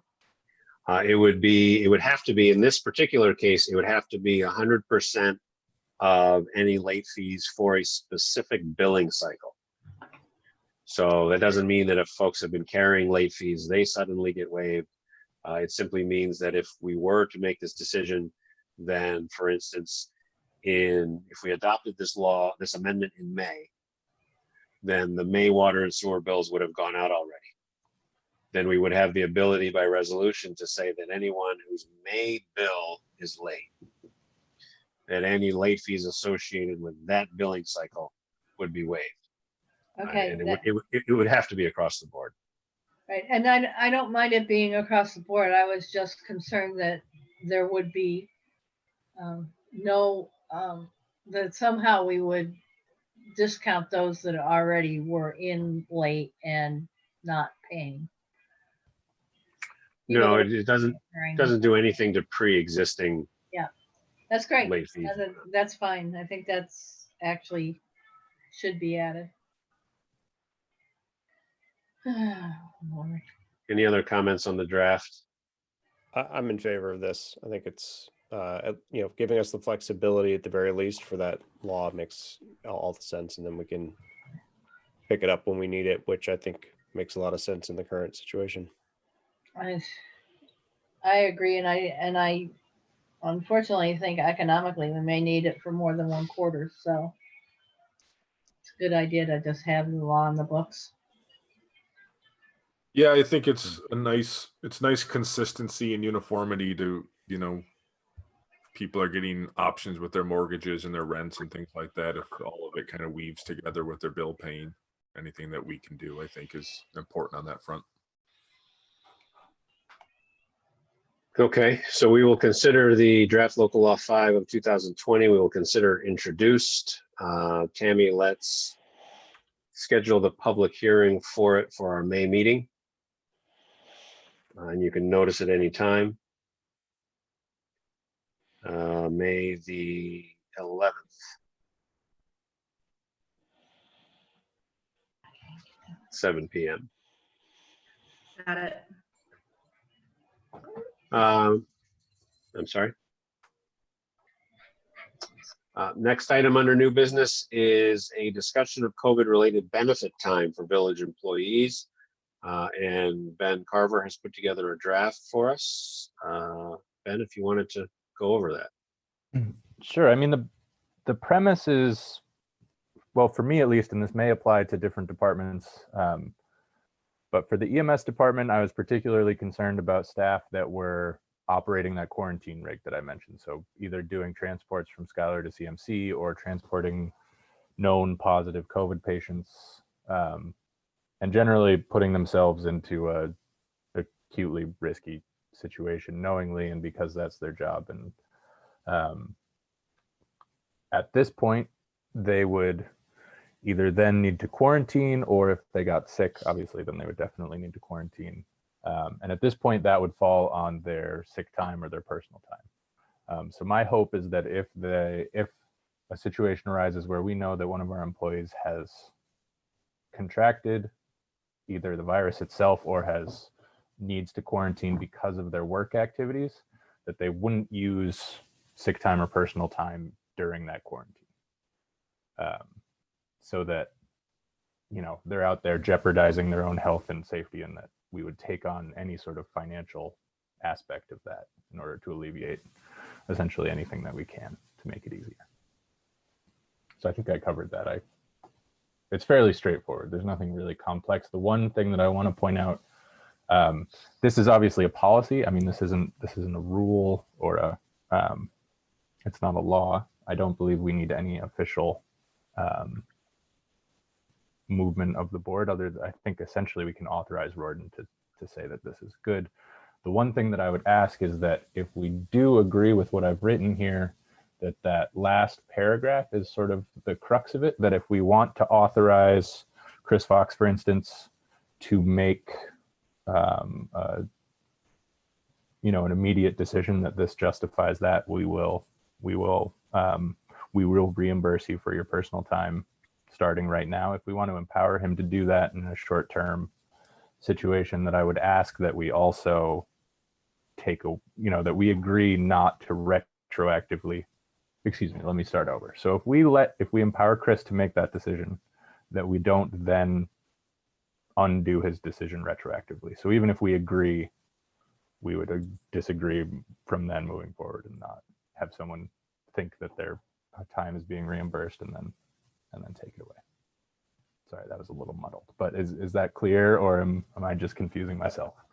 No, I understood. I mean, in general, I don't have a concern with it. I just wanted to be clear myself as to the issue that it's trying to address. Is the idea, I guess what I'm thinking is, if someone has generous enough time accrued, they could just kind of take it, and then we can backfill it at the next board meeting. There's kind of, in some ways it doesn't much matter. It's kind of just accounting on paper to some degree. That I guess I'm wondering what cases would number 3 kind of address? Is it maybe where someone doesn't have enough time and they would need that financial reimbursement kind of sooner? Right. So I think it's anyone who's feeling, financially a little up against the ropes, and then is also exposed and may need to quarantine immediately, and it's really just alleviating a little bit of that stress. It's not, I can't imagine that it's really the crux, because ultimately that employee would then be directed to go home and to quarantine. They wouldn't really have a choice. It would just relieve some of the stress. And just to be clear, it seems increasingly unlikely that this policy would even come into play. I mean, we've had a couple of potential COVID positive transports, but none of those turned out to be actually COVID positive. So it's looking good as far as the use of this. We're also not, transports from Schuyler to CMC have not materialized. So the exposure that I was initially worried about, and I think our providers were initially worried about, has not come in the quantity that we were expecting. So that said, I think it is important. I think certainly the EMS employees would appreciate us taking this step, I think, just as far as peace of mind goes. I mean, I think the crux of it for number 3 is that we are giving Chris Fox a lot of leeway, and I think he's shown himself to be capable and worthwhile of that leeway. So I don't mind. I mean, it does leave open the question, should the next department head not be Chris Fox, and do we kind of want to give this to just any department head? But I'm optimistic that we will continue to have good department. I mean, the one heads. thing is we could amend it so that he has to inform us the next day. it's really intended to be a very small window. And I guess I didn't make that explicit, but we could say there's a sentence, this account will then be forwarded to the village board for review.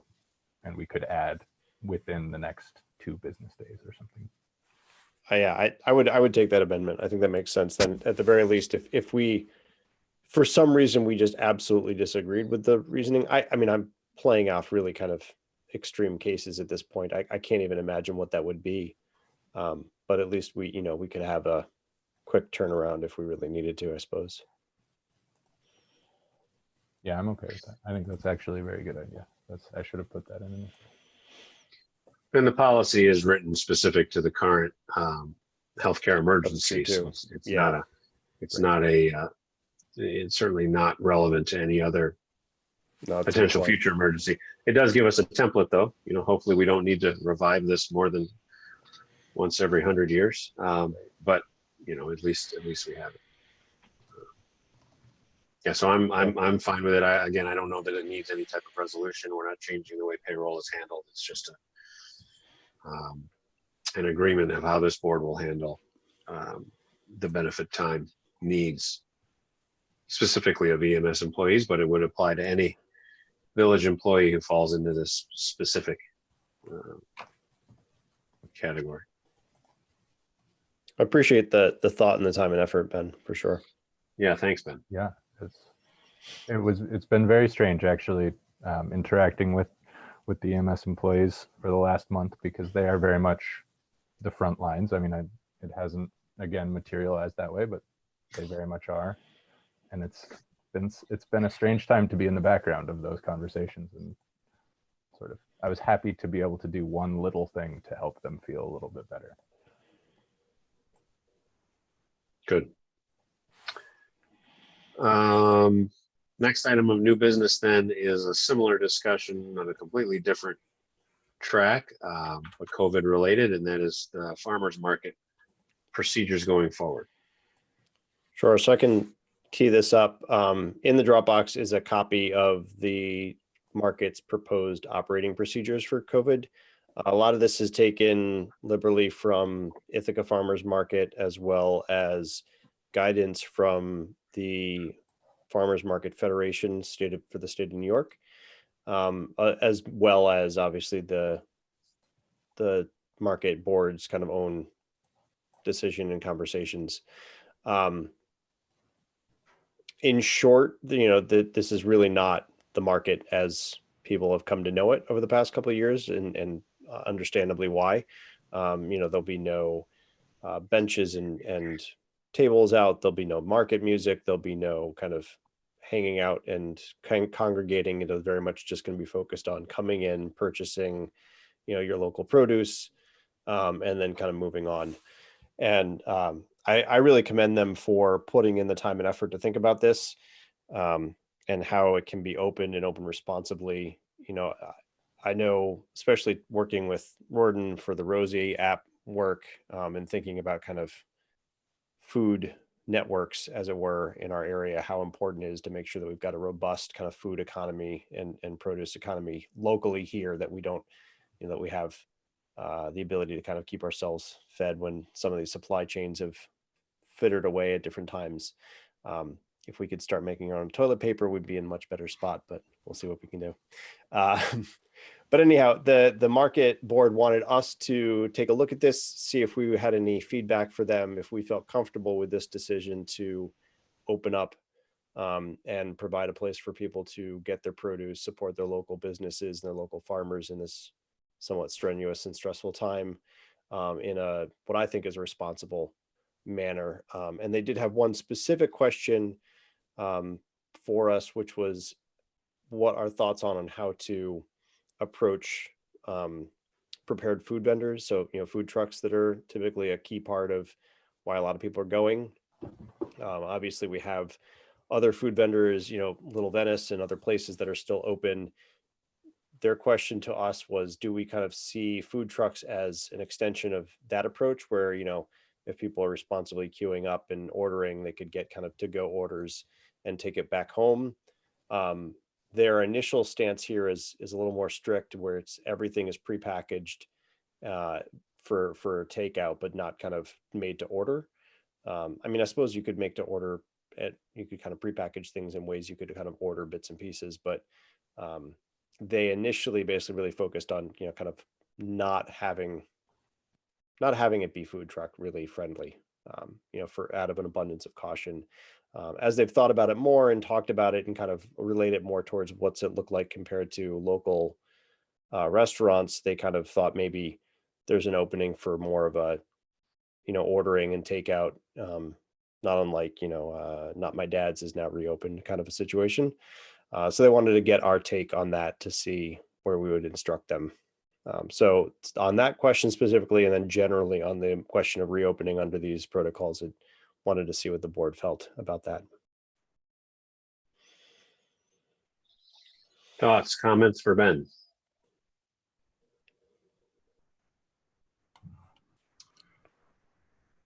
Yeah, I mean, it's tricky. I guess I could go either way on this. I think we all want things to be open again. We all want kind of that, we're dying for that feeling of normalcy. And I guess, as I think we've talked about, yeah, Ithaca's doing it. So there's some precedent there. Yeah, they are considered essential from the state level, so they can reopen. I guess the question is, our particular comfort with it. And it won't be, the sad thing is it won't be normalcy, right? It'll be quite a bit different, unfortunately. Yeah, I think there's two. Wonder how are we, are we going to be, I guess, I don't know if they've talked to the police at all, like, so that sounds like they'll have their own kind of enforcement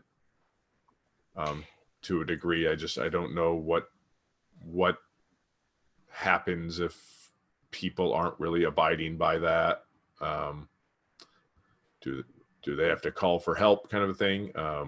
So that would just be my only question about it. But I think it's it's a good thing to try and maybe see how it goes early on. And if I would like to believe people know where we're at this point and can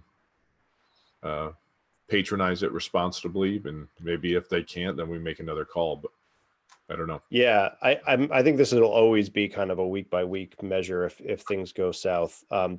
In the conversations that I overheard and I was part of, they didn't talk about requesting police support, though. That's an interesting idea.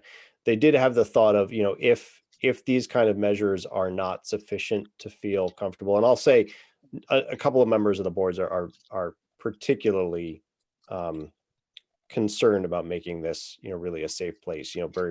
I know just because I follow some of these folks on Facebook and whatnot, they're personally very concerned about the situation. So they're putting a lot of effort into making it a safe spot. But there is a mention here, crowd control measures, and they were thinking of, having a conversation with us to the effect of maybe cordoning off the market area, only letting in a certain amount of people, kind of one in, one out sort of situation, if it got to that point.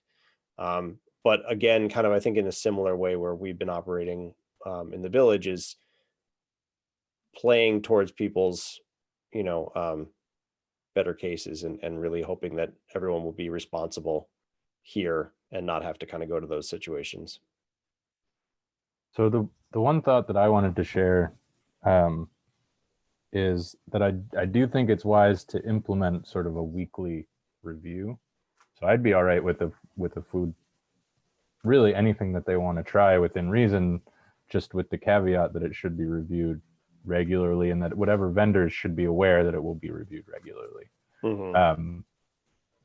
That said, I think it also might be a good year to give vendors that same opportunity. So I don't know what the fee schedule is like, whether you can do a weekly. I mean, I would hate to think that vendors would be deterred, that people who may come and offer the produce that, perhaps people need and that kind of thing may be deterred by this whole thing, just expecting that people weren't there. And if there was some sort of option for them to back out if no one comes or that kind of thing. It might be good to give some increased flexibility to the vendors this year to encourage them to come. That's a good point. I've heard anecdotally that they've only just recently kind of solidified the list of vendors and no one has backed out, even knowing kind of what's going on. But I think it's a good point. No one's really going to know how this is going to play out until we actually play it out. But if it's not an issue, then it's not an issue. I mean, that's ideal. I was just concerned that we might be looking at empty booths, and that really, puts a damper on the whole thing. Sure. Yeah. Oh, that's good feedback. Yeah, I mean, I my- think one of the things we have, go ahead, Deb. I just wanted to say that I have a different perspective. I think at the audience that you will get at the farmer's market is going to be the same audience that you're getting at your grocery stores, who are who are at the grocery store regularly. And that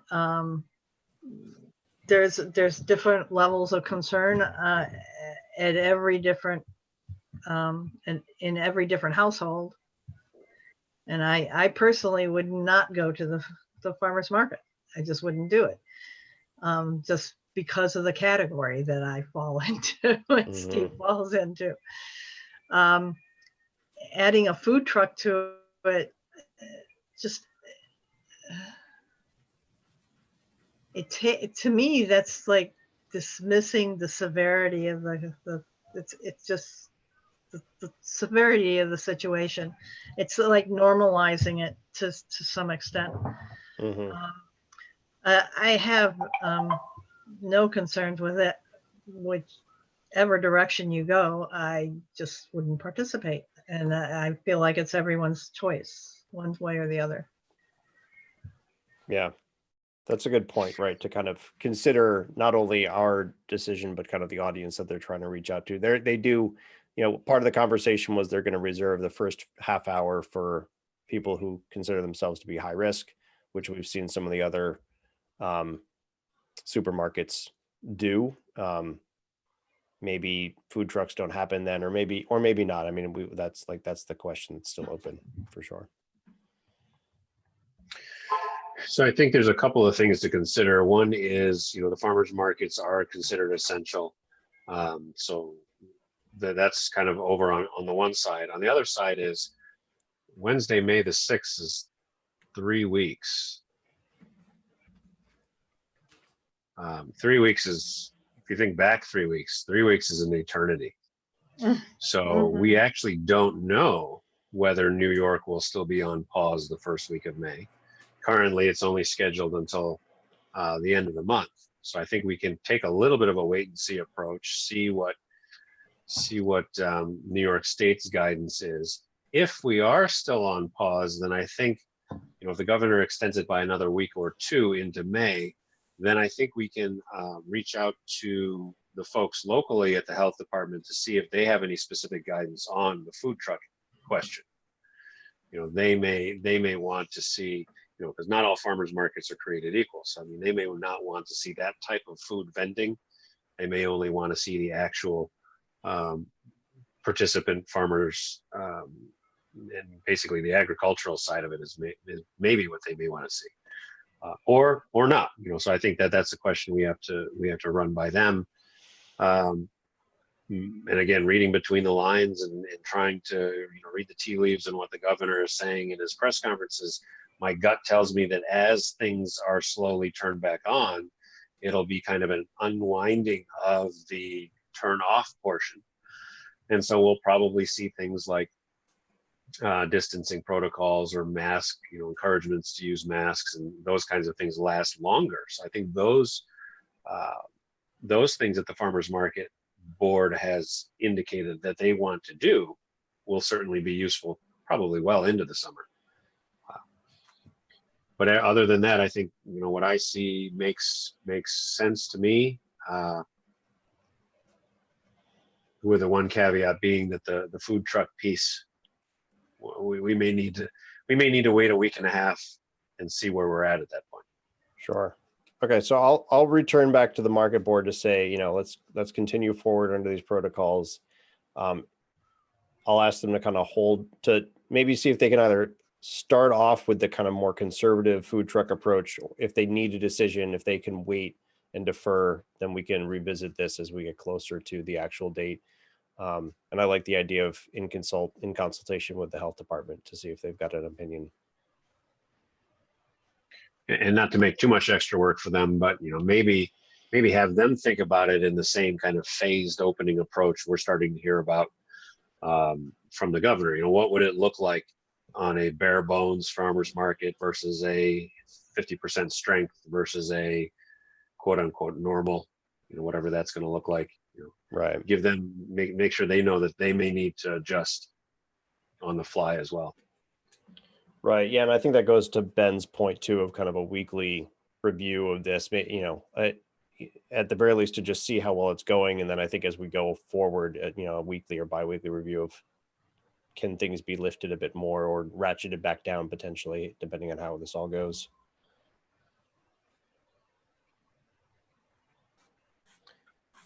Well, thank you. I think I've got everything I need to bring back to them. Okay. Last item under new business is charter reimbursement authorization. So every few years, and I'm going to forget off the top of my head the name of the auditing company. Maybe Ben, you remember. Every few years, there's a third-party organization that audits the fees that are supposed to be paid from various utilities and franchise authorities to municipalities. And they basically look at usage and what the rates are and what should be paid versus what was paid. And every once in a while, they find a little bit of a discrepancy. And most recently, Charter Communications, which used to be Time Warner and is now Spectrum, that whole group. The auditing of the period from January 2013 through December of 2018 revealed an underpayment of a whopping $888.65. So part of the job of this intermediary is to do that work and then draft up a contract whereby Charter will agree to submit payment to the village for that underage.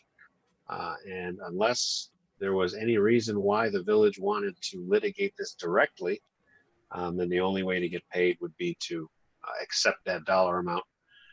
And so if the board would like to authorize by resolution my signing this, then we are, and this has been reviewed by council, we would be accepting the payment and waiving any future right to take any action or any underpayment during that time period.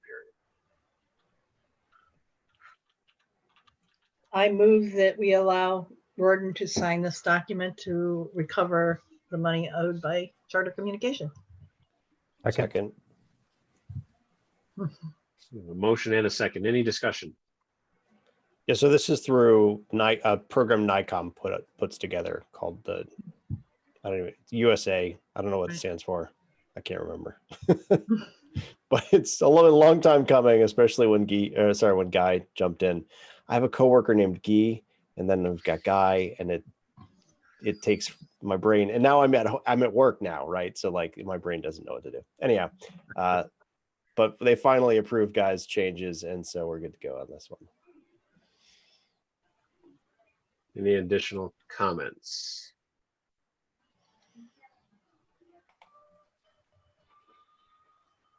If not, then all in favor of authorizing me to sign this agreement, please say aye. Aye. Aye. Any opposed? Okay. Item number 13 on the agenda is approval of abstracts. And hopefully you all have access to yours in the Dropbox. Thank you, Vicki, for printing these for me. We have a general fund abstract totaling $395,707.22. I move that we pay that abstract. I'll Motion. Do we have a second that. Second. One We have our second. Thanks, Deb. We have one large expenditure on here, which is essentially a refinancing of the sidewalk ban, which we have put out to bond for 3 years at a good interest rate. But this pays off the annual ban, which we've been rolling from year to year.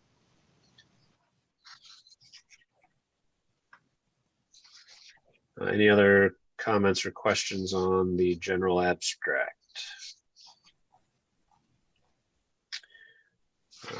So I'm not able to find the general abstract for this time period.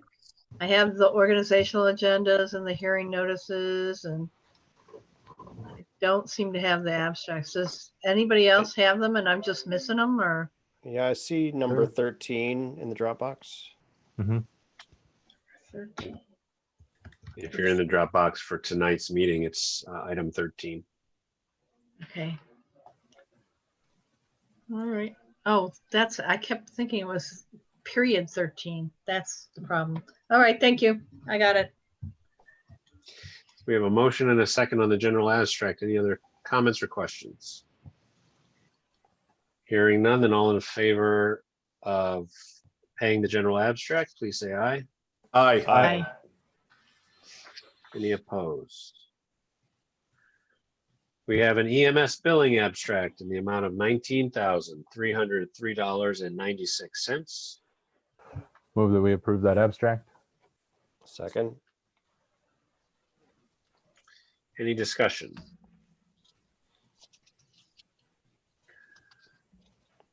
If not, then all in favor, please say aye. Aye. Aye. Aye. Aye. Any opposed? We have a water fund abstract, $24,102.91. The water fund is 52,084. Where did you get the 24? I've Good got question. 24. Same. I'm on page 10. The total claims at the top say 52,084.83. This is for date of audit 4/13/2020. Nope, mine says 3/9/20. It's last month's. I'm in water, number so 13, abstract number 10. And the date of Oh, audit. we're in 13 abstract 11, next month's Ah, Dropbox folder. okay, thank you. Keep going. So the water fund abstract is 24,102.91.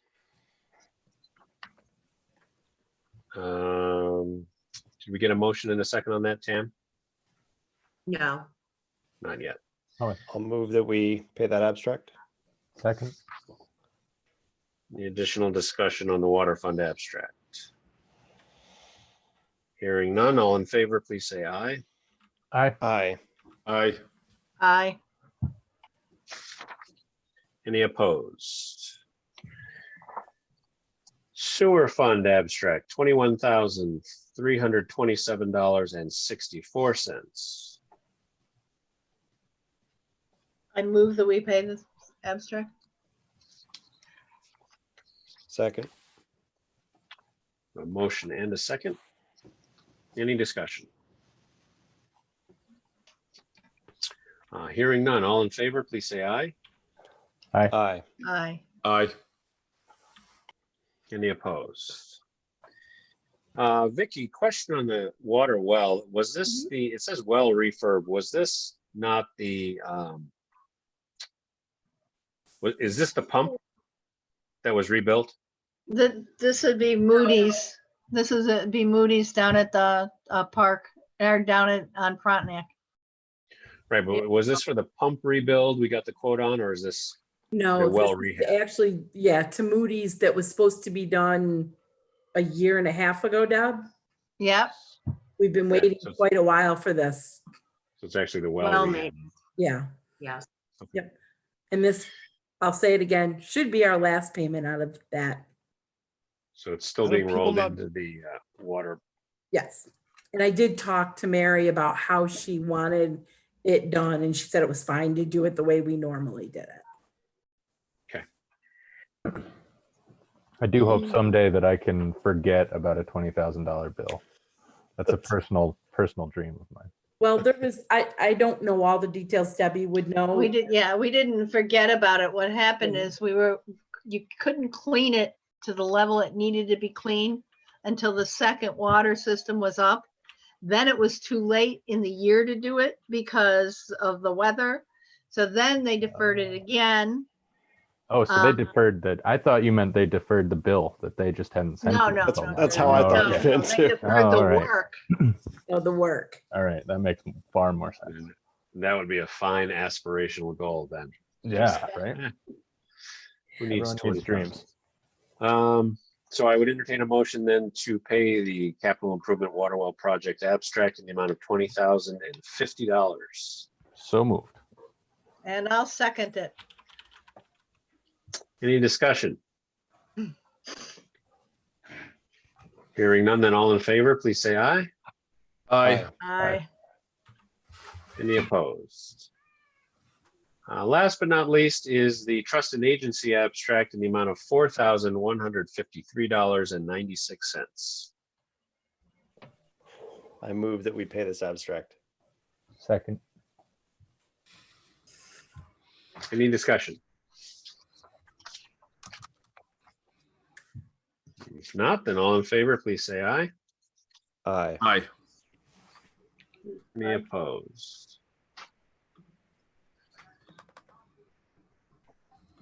And that brings us to item number 14, which is our second privilege of the floor, public comment period. If Nancy or Ann, looks like you're still the only two. If either of you have anything that you want to comment on? I Sure. did want to make a couple comments. One is I neglected earlier during my report to say thank you to Chief Nelson, because we have been getting regular police reports. So I don't know if that's you, Keith, or the chief, but thank you for those. And secondly, I just wanted to remind people that the census is still going on. Some of the deadlines have been pushed out, but if you have opportunity to encourage people to find the bandwidth to find that piece of paper and do it online or by phone, it's obviously very important. And one of the links that Carissa Parlato put in our last Friday's newsletter was just some clarification for college students. Obviously, we were very concerned that our local college students sort of dispersed and that was going to completely ruin our census. But in fact, the Cornell and Ithaca College are actually have the data they need to be able to report in the aggregate the numbers of students who were on campus. They are struggling to get word out to anyone who attended those institutions and were living off campus to encourage them to complete the census. And there's actually a little video on our, I think you can navigate through our website to find a little video for college students to clarify sort of how they can and should still weigh in. So we may have students in our community who are going to school elsewhere, but the rule of thumb is that if you were living on campus or in your college town, fill out your census for that college town. So that was a helpful clarification from our census people. And our school superintendent did agree to send some flyers home with the food boxes, encouraging those families to be sure to count, especially young children are often omitted. And they were going to put a little notice and a video on their website if they could. So remember the census, fill it out. And I don't know if Vicki is still going to be able to have her surgery or not, but if she is, I'm wishing her a speedy recovery. Nope. No, elective surgery postponed. I'm Yeah, sorry. elective to them, not so much to me. Yeah, okay. Well, when it's time, I Thank wish you well. Thank you. That's it for me. Over and Thanks, out. Nancy. Mhm. So I had just two quick things. One thing, I was reading my evening emails or my afternoon emails just now, and Nina Saley, our contact at the health department, who has been very helpful, is retired from the Army, and she just got called in from retirement to go back to active duty to is being sent overseas. So that's too bad. But she said she's going to try and be on our call on Wednesday for the town of Ulysses. The other thing I wanted to mention was since you were talking a lot about the farmers market. So I've been to the one in Ithaca, and I was a bit worried because it's a big place where people just go and they kind of hang out, and it's just so crowded.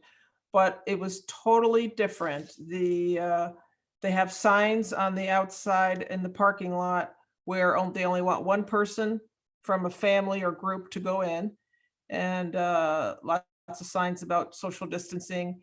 And you go in, and everything was pre-packaged, ready to go. So like when I said I wanted beets, I didn't tell them how many pounds. They were like, okay, you want one bag of a pound of beets, or a pound and a half, or you want 2 bags? And they just quickly, everything was just ready to go to get you out of there with minimal contact as possible. And by the end of the day, most vendors were saying they've been selling out because people are just going in there, just grabbing food, and they're so grateful to have fresh food. And I felt much more comfortable there. I won't go into a store. At least that's not my plan, to go into a store over the next couple of weeks. So I was really glad to have the farmer's market. And I felt, they were doing everything they could. And there was hardly anybody there. People were running in and then running back to their car. And that's it. Great, thanks, Ann. Anything else? Well, no one else from the public present. So I would entertain a motion to go into executive session. I think Ben, you had one.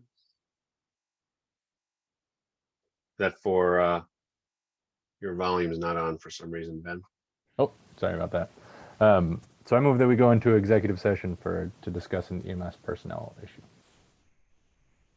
Second. motion with second is there. All in favor? Aye. Okay, give me just a moment while I make some adjustments here.